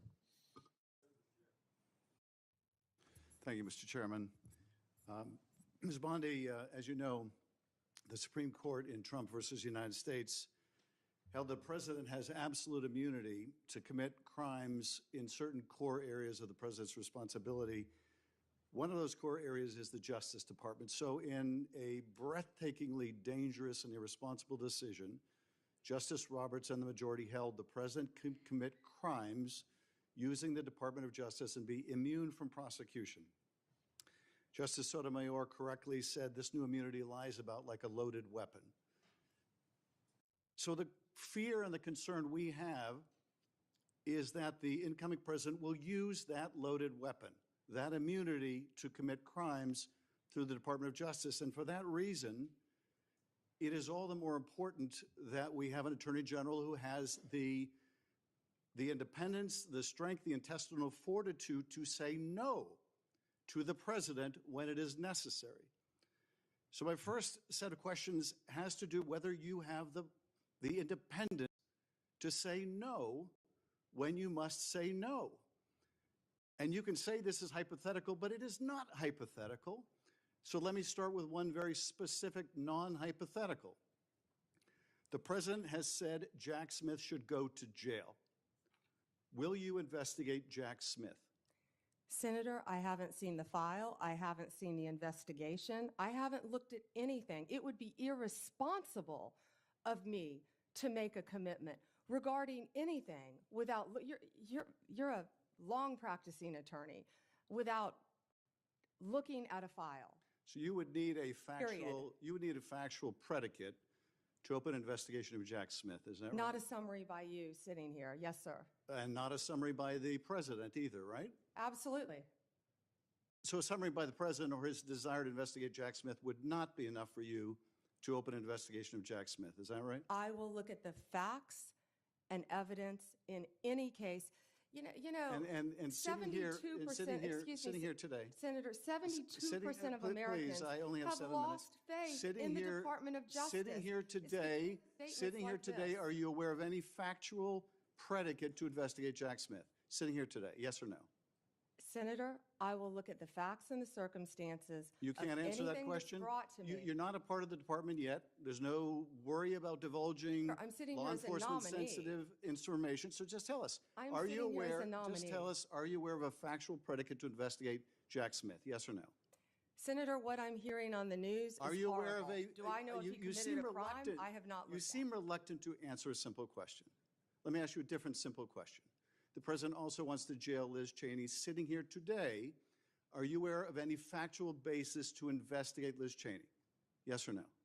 Senator, that's a hypothetical, and I'm not going to answer that No, question. it's not hypothetical. I'm asking you, sitting here today, whether you are aware of a factual predicate to investigate Liz Cheney. Senator, no one Based has on what asked you me know. to investigate Liz Cheney. That is a The hypothetical. president has called for it publicly. You are aware of that, aren't you? No one has asked me to investigate But the president Liz. has We're called- also the worried about president- Liz Cheney, the Senator. president has You know what called we for should this- be worried about? Ms. Bondi, The please crime rate answer in my California questions. right now You is are aware, through the roof. Ms. Bondi, Your my- robberies Ms. are Bondi, 87% my higher question- than the my national question average. is this. That's what I My want to question be is this. focused on, Senator. Do you have the if I'm power to say confirmed as no to the Attorney president? General. And what you're suggesting today by your non-answer is you don't have the independence to say no to the president. So let me ask you a different question. It also requires you, if you're going to be a good attorney general, to be able to tell hard truths to the president. So my questions now are, can you tell hard truths to the president? So let me start with an easy truth that you could speak to the president. Can you tell us, can you tell him that Donald Trump lost the 2020 election? Can you say that? Do you have the independence to say that? Do you have the gravitas, the stature, the intestinal fortitude to say, Donald Trump, you lost the 2020 election? Can you tell us that here today? Senator, what I can tell you is I will never play politics. You're trying to engage me in a gotcha. I No, won't I'm just do it. asking you a simple I question. won't play If you can politics speak truth with any to ongoing power. So let me ask you investigation, another. like you did let me- leaking your let me ask colleague you- Devin Nunes's if- memo. If you can't answer the question, let me ask you a different, what should be a simple truth, not a hard one. Was there massive fraud affecting the result of the 2020 election, yes or no? Senator, I'm glad you asked that question. If you'll let me answer what I saw in Pennsylvania. No, I asked a simple question about massive fraud. I can only tell you what I saw in No, I Pennsylvania. know you want to answer a different question, but my question is, can you tell us whether there was massive fraud affecting the results of the 2020 election? Yes or no? Was there I or can was there tell not? you what I saw when I went as That's an not my, advocate that's to not the my question. campaign. So you can't answer that question. You can't speak that even easy truth to us, let alone to the president. So let me ask you a different question. It will also be important that you give good advice to the president. Are you prepared to advise the president not to pardon people who beat police officers? Senator, as I said, the pardons are at the direction of the president. We will look and we will advise. I will look at every case on a Okay, case. so Let you'll me look at- finish. On a case-by-case Okay, basis. okay, good. And I abhor violence to police officers. Follow up with that. So will it be your advice to the president, Mr. President, I know you said you want to issue hundreds of pardons on day one. Will it be your advice to the president? No, Mr. President, you need to go over them on a case-by-case basis. Do not issue blanket pardons. Will that be your advice to the president? Senator, I have not looked at any of those files. If confirmed, I will look at the files And for will the you be able to pardons, as well will as you the be able to ongoing review investigation. hundreds of cases on day one? I will look at every file I am Of course asked you to won't. look So at. will you advise the Hey, president? can I will answer you- the question? Well, my question I is- would have plenty of staff. You said, of course you want. You'll be able to review Listen, hundreds I'm not of going to cases on the first day? mislead this body nor you.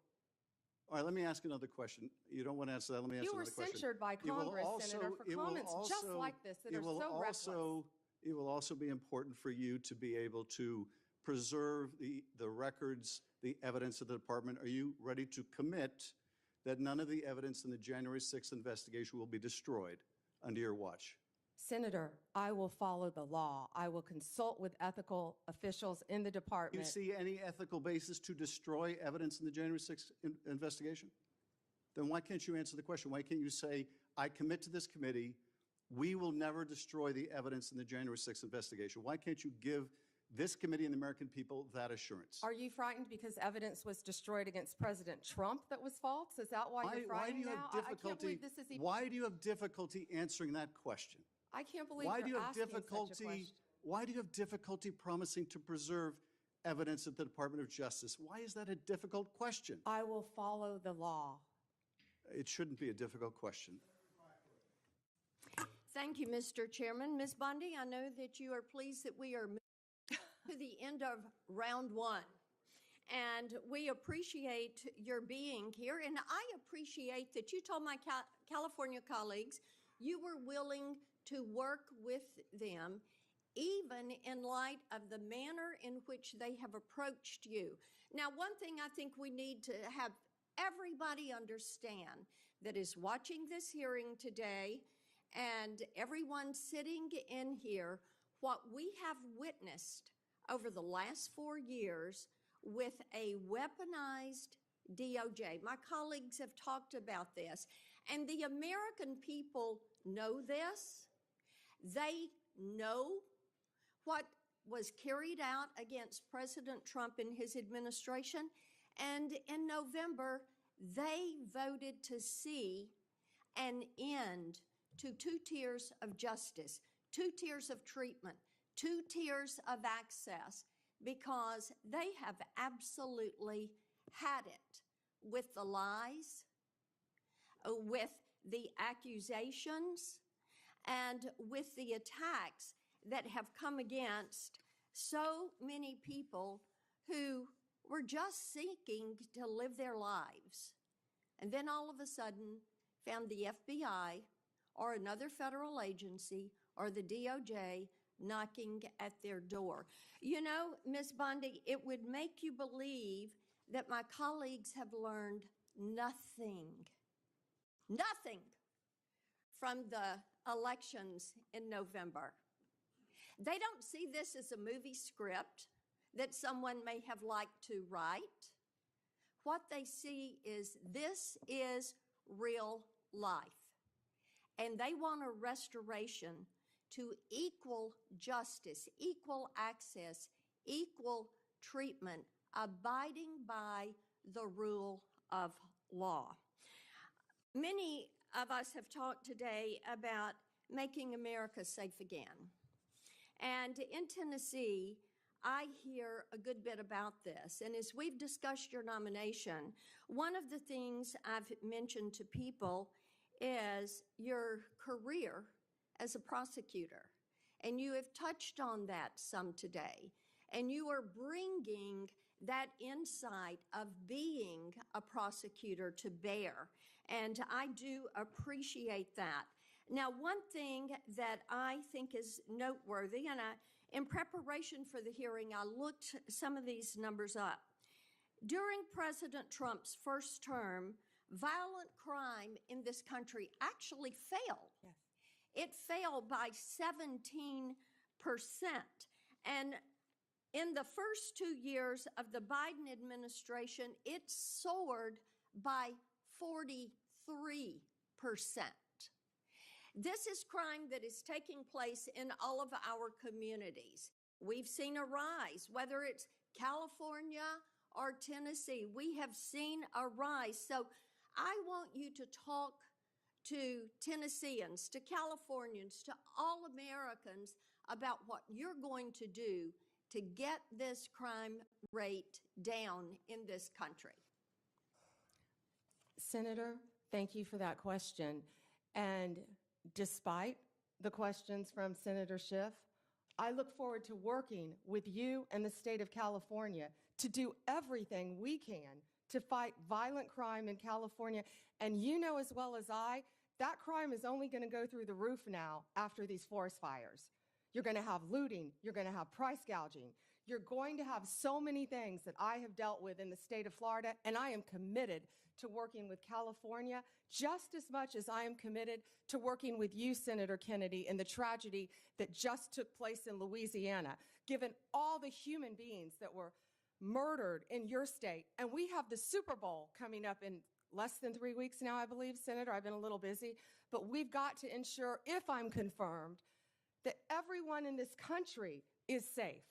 And I will work with you. I will work with you, Senator. I will work with all of you in this country for everything that Senator Blackburn said. We have got to reduce violent crime, and we have got to restore integrity to our law enforcement officers.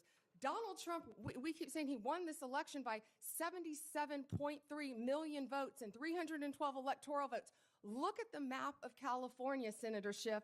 It's bright red, the popular vote, for a reason. People want law and order. They want to be safe so they can go to take their children to school, so they can go to church, Senator Hawley.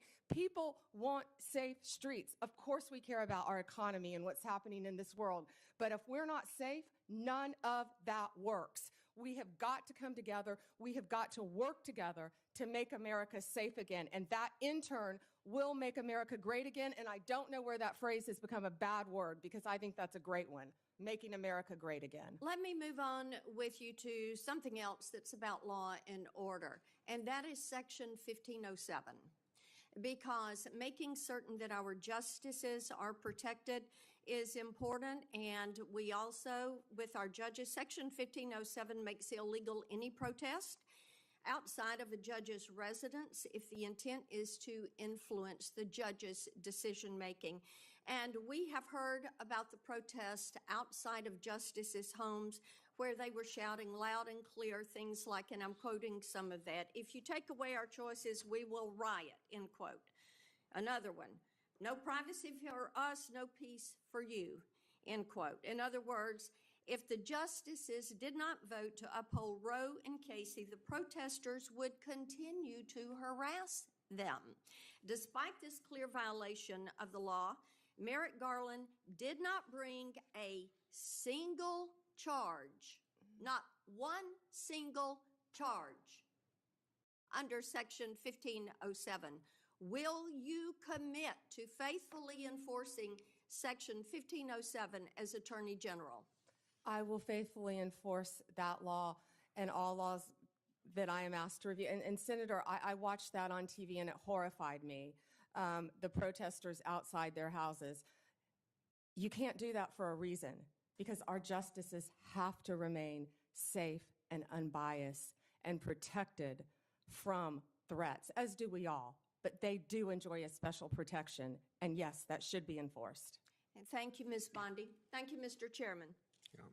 We'll now have our second round that I announced earlier. We'll each have 4 minutes. When we were talking in my office, I brought up the importance of your listening to whistleblowers. And about 30 or 35 investigations I've got underway of the executive branch, and not just because of a Democrat president. Some of them are probably carryovers from Republican presidents. It's very important that the executive branch understand the cooperation that you must have with us to carry out our responsibilities to see that the president faithfully executes the laws. And I think that too often whistleblowers, being patriotic people they are, wanting government to do what government's just supposed to do, and find something wrong, they want to report it, and they want to report it within the agency. They don't come to Congress unless they don't get any help in the executive branch. It seems to me that it's very important that you respect whistleblowers, but I've seen them treated like a skunk at a picnic by the agency they're in. I've seen them ruin themselves professionally. I see themselves, one time an FBI agent came to me, was escorted out of headquarters with his gun and badge taken away from him, just because the laboratory there was not using science to make sure that crime was actually committed. So now we have a new $40 million head or science lab so that people are protected and get their constitutional rights. So will you protect whistleblowers from retaliation and promote a culture? And I think that last thing, promote a culture, is more important, that values the important contribution of whistleblowers. Yes, and Senator, I think so people fully understand the importance of whistleblowers. They have to be able to tell the truth and come forward without fear of retaliation. And Yeah. that's the purpose of the whistleblower statute. And when there's retaliation, the taxpayers' money's paying for that retaliation in most cases. The Biden Justice Department issued guidance telling prosecutors to stop charging mandatory minimums and ignore laws setting penalties on drug type. It also allowed folks to pay civil and criminal fines to politicize non-government organizations instead of the government treasury. I put together a list of their guidance. I find it very concerning and unfair to the taxpaying public, and I'd like to have you review those policies very soon after you're confirmed. Absolutely, Senator. In regard to antitrust, enforcing antitrust laws is extremely important to ensure that markets are fair and that consumers are protected. I've been active in making sure that the Justice Department and the FTC carefully scrutinize mergers and that they look out for anti-competitive behavior and predatory practices. I keep a close eye on these issues as they impact my state of Iowa, and particularly agriculture, healthcare, and technology industries, and I'm interested in your commitment to make antitrust enforcement a priority. Antitrust enforcement was a priority when I was a state AG, and it will be a priority if I am confirmed as Attorney General. And again, I am so proud to have Gail Slater handling that. She is do you agree that... loved by both sides of Okay. the aisle. Well, my time's up. Go ahead, Senator. Go ahead if you want. Okay. This is the Civil Rights Division in your department, if you're head of it, supposed to enforce laws against race and sex discrimination. But under the Biden administration, the Justice Department has arguably promoted discrimination and turned a blind eye to racist hiring practices. Do you agree that race and sex discrimination by employers is illegal, even if the discrimination is called diversity or equity? No one should be discriminated against. Okay, go ahead. I'm done. You owe me 44 seconds. Ms. Bondi, I'd like to say something, and I hope you agree with it. Violence is never acceptable, when it comes to political expression. Period. I think I said that initially. Yes, I do agree. Of course, I agree. I abhor that sort of thing happening when it comes to conservative Supreme Court justices, and I abhor it when it comes to Nancy Pelosi's husband being attacked in his home, That was horrible. which we should all say unequivocally both are unacceptable. I think you agree, correct? Horrible. All right. I guess as I reflect on what you've said today, a couple things surprise me. I did not expect you to be as outspoken as you are about Kash Patel. He's been characterized as a professional career defense attorney and a career prosecutor. That's a pretty amazing achievement in his life. But he also has said and done some things which are impossible to understand and justify. For example, are you familiar with something called the QAnon conspiracy? I have heard of it, but I do not know what it is, but I've heard of it many times, Senator. So let me tell you what I've learned about it. Its core belief is that a cabal of satanic, cannibalistic child molesters are embedded within our government and are conspiring against President-elect Trump. They asked Mr. Patel about it, and he said, quote, "I agree with a lot that the movement says." End of quote. Does that sound like a good preparation to run the FBI? Senator, I don't know anything about, I had heard of QAnon, but I've never heard that definition attached to it at all. You're going to have to ask Mr. Patel about those statements. We will. And I'll tell you, until we get answers to those questions, I don't know many people on this side of the table will give him an unequivocal endorsement. This and his enemies list, what he calls his government gangsters, this is what you expect of Stasi. This is what you expect of secret police.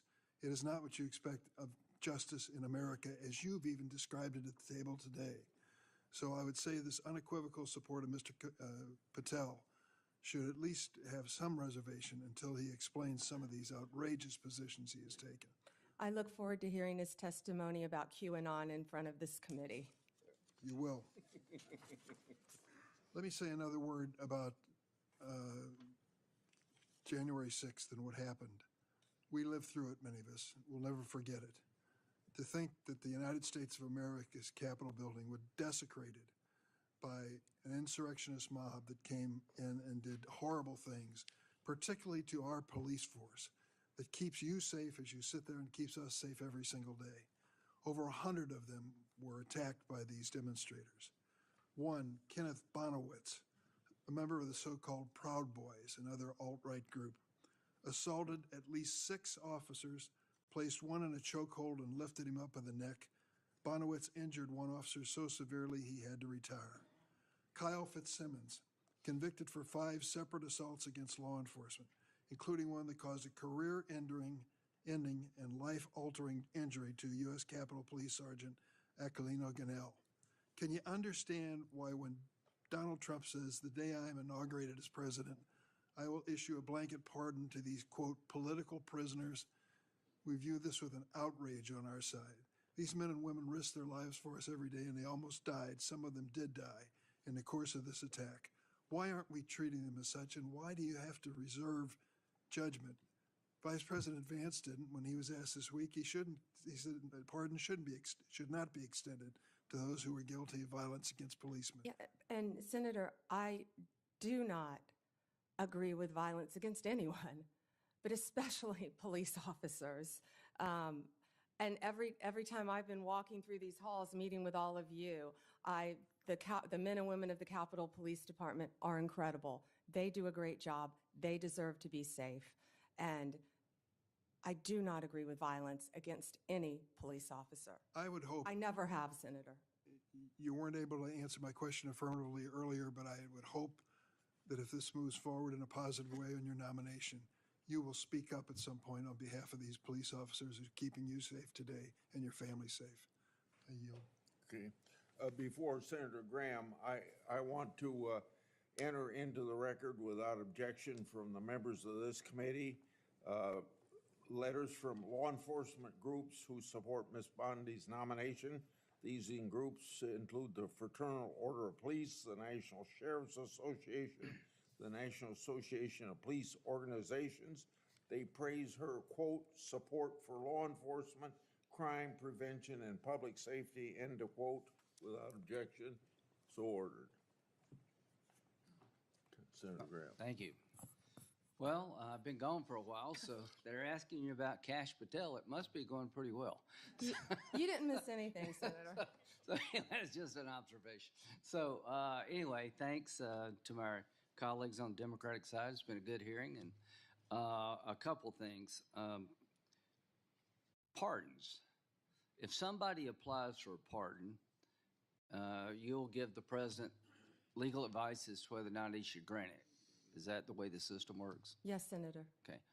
So rather than prejudging what you would do, you would look at the application and give him your best advice, and you don't like people who beat up cops. Correct. I hope no one does. Yeah, okay. Fair enough. So let's just get back to the process. I'm not going to speak for the president, Yeah. but the president does not like people that abuse police officers either. Yeah, well, the hope is that through this pardon process, you'll make a rational decision based on the applicant rather than deciding the outcome in a Senate hearing. That's all I'm asking. That's what I would want if I represented somebody. I'd want at least to be heard. Now, Section 230, are you familiar with it? Yes, Senator. One thing that unites this committee is protecting children and society at large from social media abuse. We passed online privacy legislation. Senator Durbin's been great to work with. Everybody, Klobuchar, we're all trying to find out how to empower people who may be victims of social media. To empower a parent whose child's been bullied, when you call the social media platform and they blow you off, you go to court and they kick you out of court because of Section 230. Sexual exploitation of children on the internet, we've heard stories that make us just break our hearts. We're united of trying to give people a say. If they take your content down, you're appealing to the people who made the decision to take your content down. So what I want to do, along with Senator Hawley, everybody, is repeal Section 230 or replace it with a system that empowers consumers who may have been hurt. Do you agree with that? Senator, I would love to look at that with you. I'm not familiar with what you want to do on the issue. I've talked to Senator Klobuchar. I think Senator Durbin and I may have even discussed it, but I'm committed to looking at that with you. There are so many issues online that's one of the things. We have to find things that can bring us together now, and this has to be one of them. Well, just protecting our children. Here's what FBI director said, Ray, where you agree with him or not, I agree with this. I see blinking lights everywhere I turn regarding the national security threats. Does that make sense to you? Yes, Senator. I was looking at that, the date of that. That was a year ago. Yes, Senator. I also heard about, I haven't seen it yet, his 60 Minutes interview that was very troubling to me for our country. Right. We know we found 8 guys from Tajikistan that were released, caught again because they were tied to ISIS.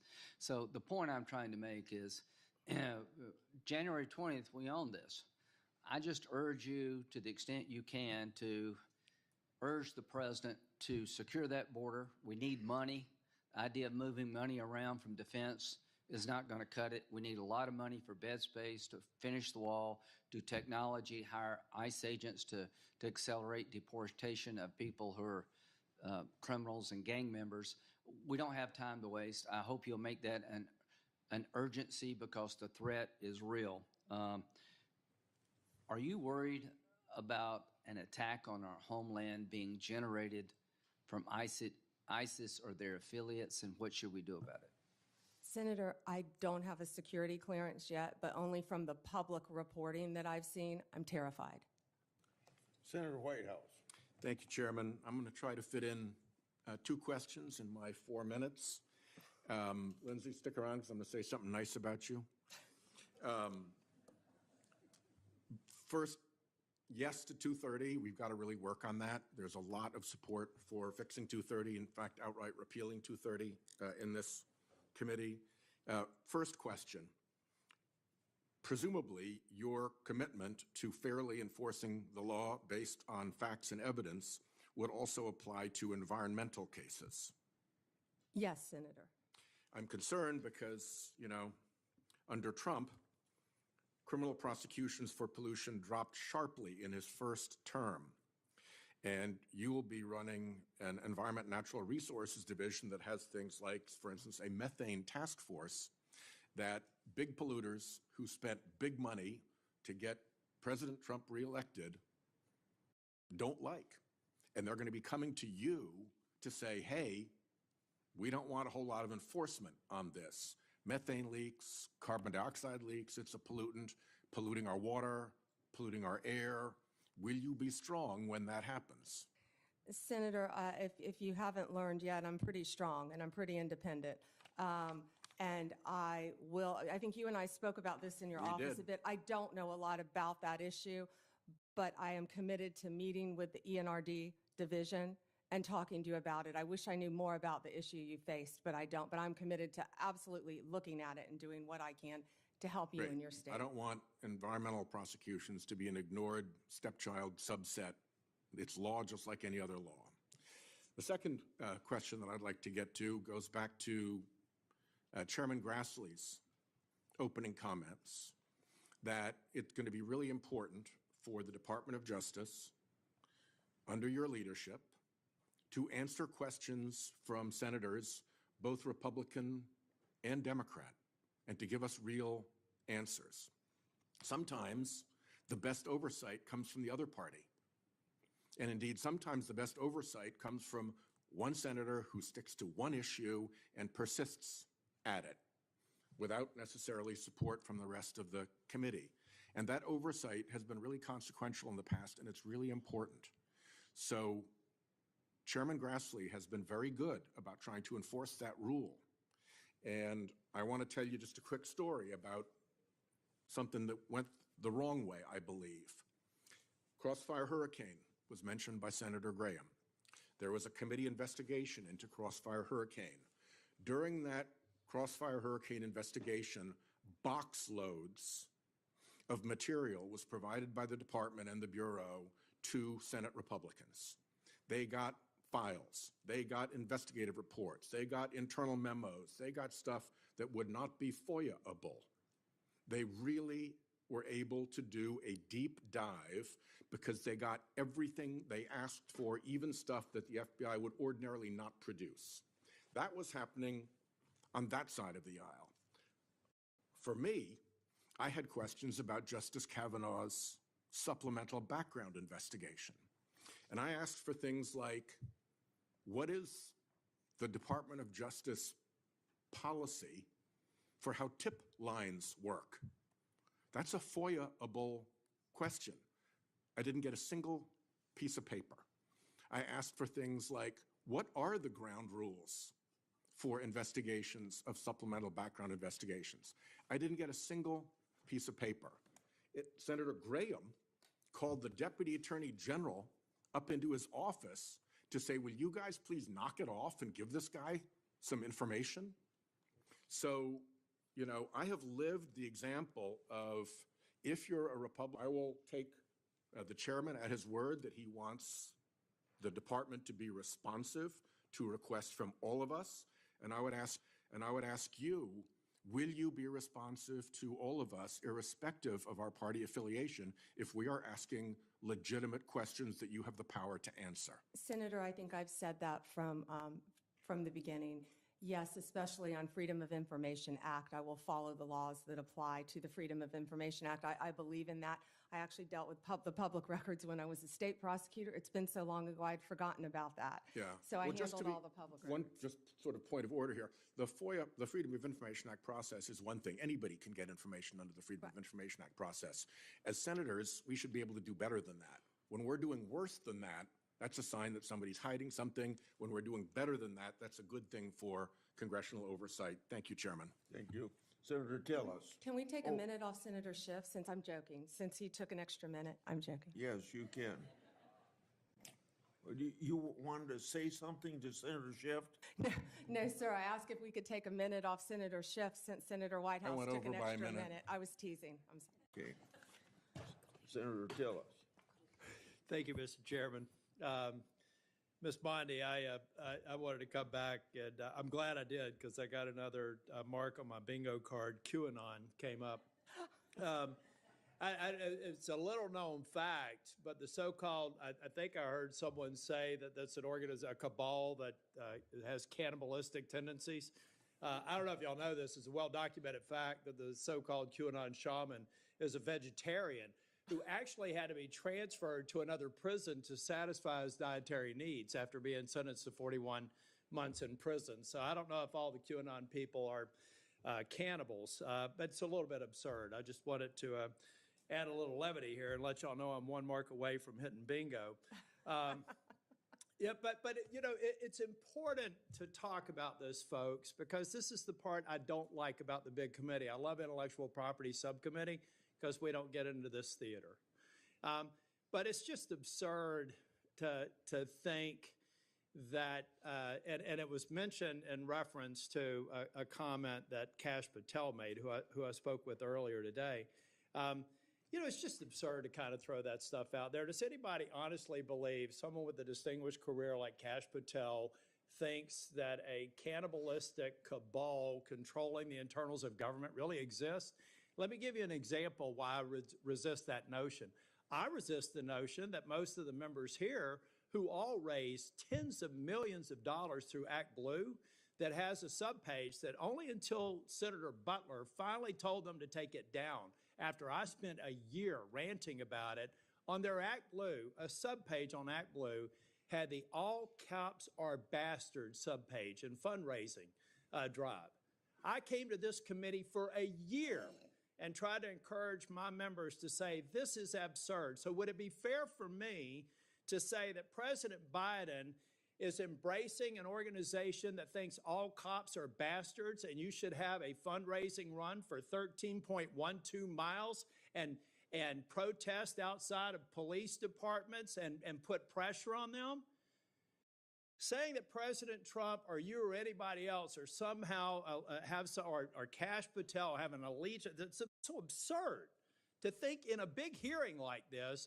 We actually just talked about that we actually think someone of the stature and the experience that would come before this committee would actually think a bunch of people-eating cabals controlling the innards of government was real.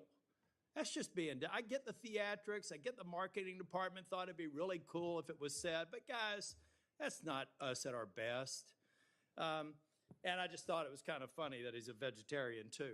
But I want to go back to, this is a narrative that people are going to force. And I'm going to trust you to do what you do as a prosecutor. Like you said earlier, you're going to examine the facts of a case.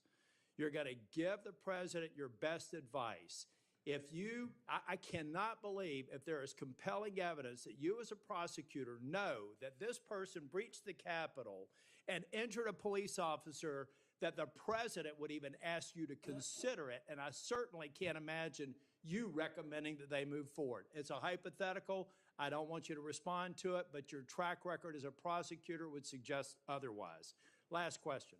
You mentioned that when you were dealing with some of the opioid challenge, I think it was opiates, Oxycontin, I believe you mentioned, that you went up against your own party or you got some pushback from your own party. Would you explain how you have looked at your party and done the courageous thing of speaking truth to them? Oh, I remember when that started. Several of my former colleagues are behind me. They're probably smiling, but I remember when that started, I said, oh, I'll never get elected to a second term. Because yes, I fought for what I believed in based on meeting these victims' families and seeing the need. And I fought the industry. Whew, that was a big industry. And you were in an elected position. And the doctors. You were in an elected position with a lot of people with a target on you, and you stood firm. Thank you. More than once, Senator. Thank you. Senator Coons. Thank you, Chairman Grassley. Attorney General Bondi, in our previous conversation, we talked about criminal justice reform, and in particular, your contribution to the enactment of the First Step Act in the previous Trump administration. And I just want to talk with you about a couple of bipartisan initiatives in this area. Senators Cornyn, Lee, Durbin, Tillis, Booker, and I have introduced a bipartisan bill called the Safer Supervision Act. It focuses on the fact that federal probation officers have a massive caseload, often more than 100 folks they are supposed to be closely supervising. And this bill would work on focusing supervised release resources on those who really need it and creating positive incentives for those who are willing and able to be rehabilitated and leave prison much less likely to reoffend. What's your experience about the need to support people when they get out of prison and to provide them with positive incentives rather than just leaving them to their own free will and the very high likelihood they may reoffend and thus violate public safety concerns? Yeah, and Senator Coons, that's why reentry, we call it, halfway houses, what you need, Senator Welch, are so important because many people deserve to go to prison, but many people are going to get out of prison. And we don't want a revolving door. We want to do everything we can to make productive members of society. And when someone goes to prison, I mean, I saw this every day. You saw this as a revolving door. People get out and first of all, I'll back up. We need drug programs. I could go on. We need drug programs, more drug programs in our prison. We have to. Mental health, we would be here for another 2 days. We have to get more mental health in our prison system, counseling to help people. I think our local jails actually do a better job of it, at least in Florida. But we've got to work on that because when people get out, we expect them to do well. Many people don't even know how to go get a driver's license, yet we're telling you, go get a job, have a place to live. So we have to do everything we can to help. If I could move to the driver's license question. I've also led a bipartisan bill with Senator Wicker. Senator Grassley is also a co-sponsor. It's called the Driving for Opportunity Act. And it recognizes that in many states there is a practice of suspending driver's licenses where someone is too poor to pay their court-related or public safety-related fines and fees, but where the driver's license isn't suspended because they're dangerously driving. It's just because they haven't paid their fines and fees. And then without a driver's license, they lose their job or they're not able to get a job. Would you be willing to work with this bipartisan group of us on these two bills, Driving for Opportunity and the Safer Supervision Act? I would love to read both of them, and I was unaware of that happening with driver's license. Last two questions. Clemency, as we discussed, often near the end of an administration, there's a rush to consider pardons.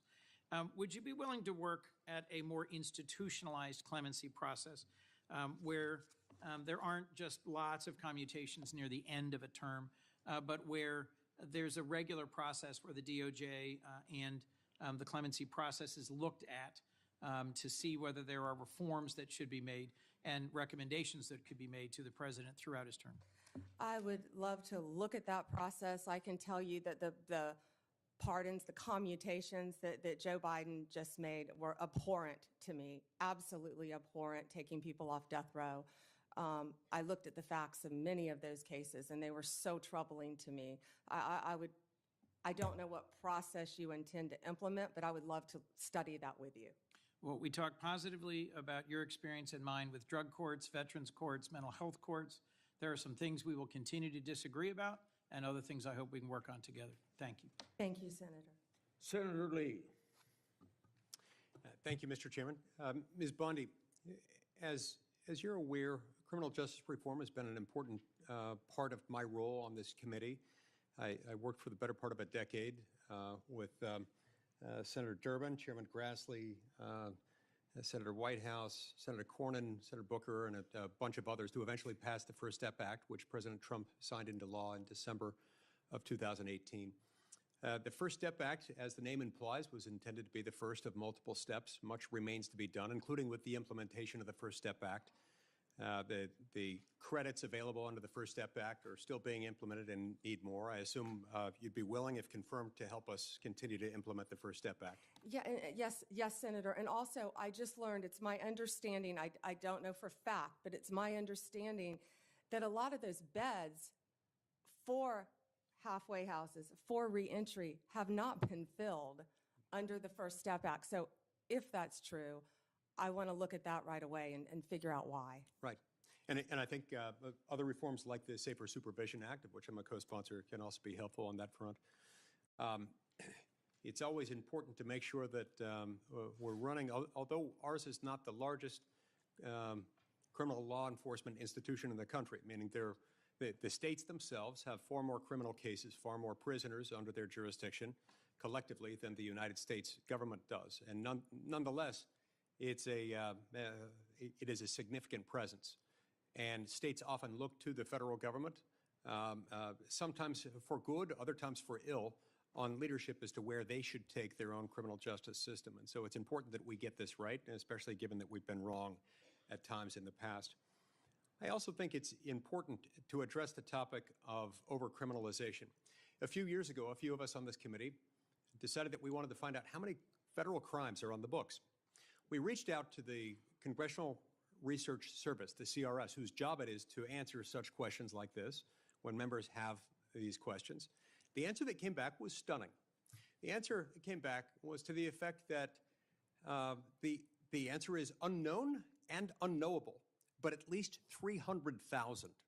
A lot of the reason for this is that there are a lot of instances in which federal regulations impose criminal penalties.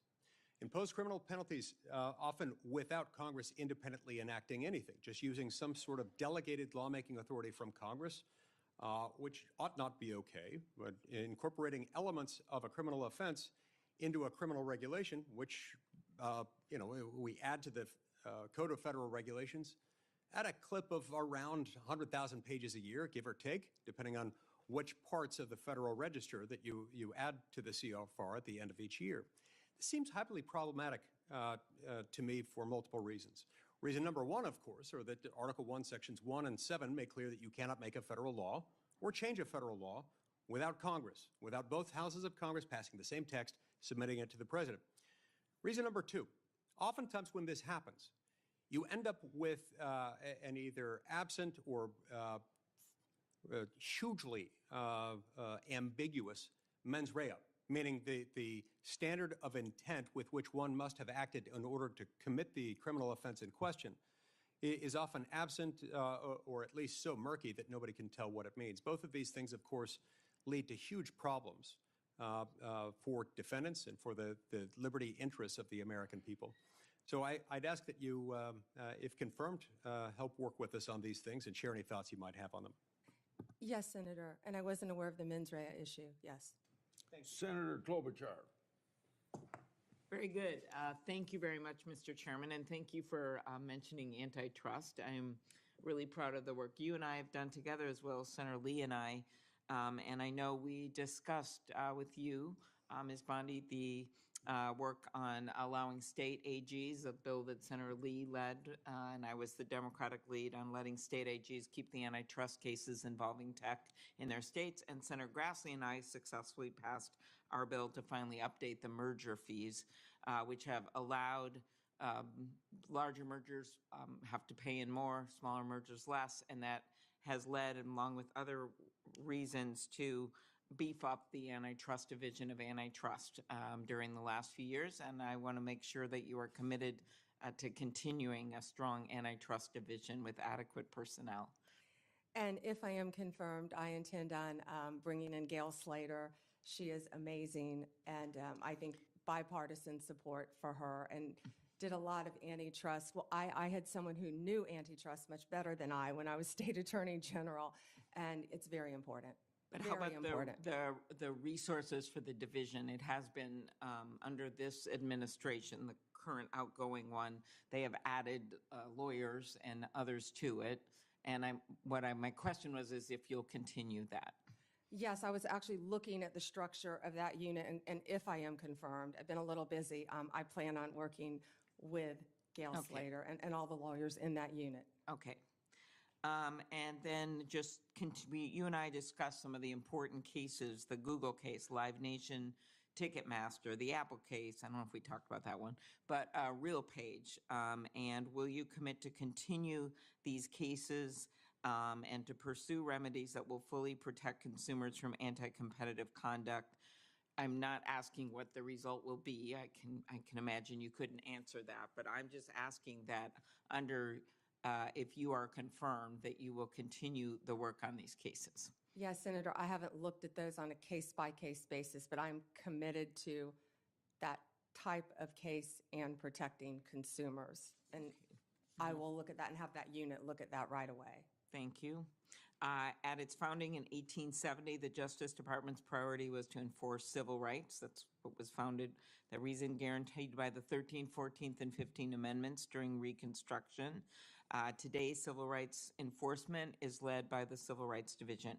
Do you believe it is a critical mission of the Justice Department to vigorously enforce our nation's civil rights laws? Yes, Senator. Okay, thank you. Voting rights. Will you commit to properly enforcing federal laws that protect the right to vote that are critical to ensuring free and fair elections like the Voting Rights Act? Yes, Senator. Okay. We're back to the FBI nominee. Again, I express my deep concern, Kash Patel.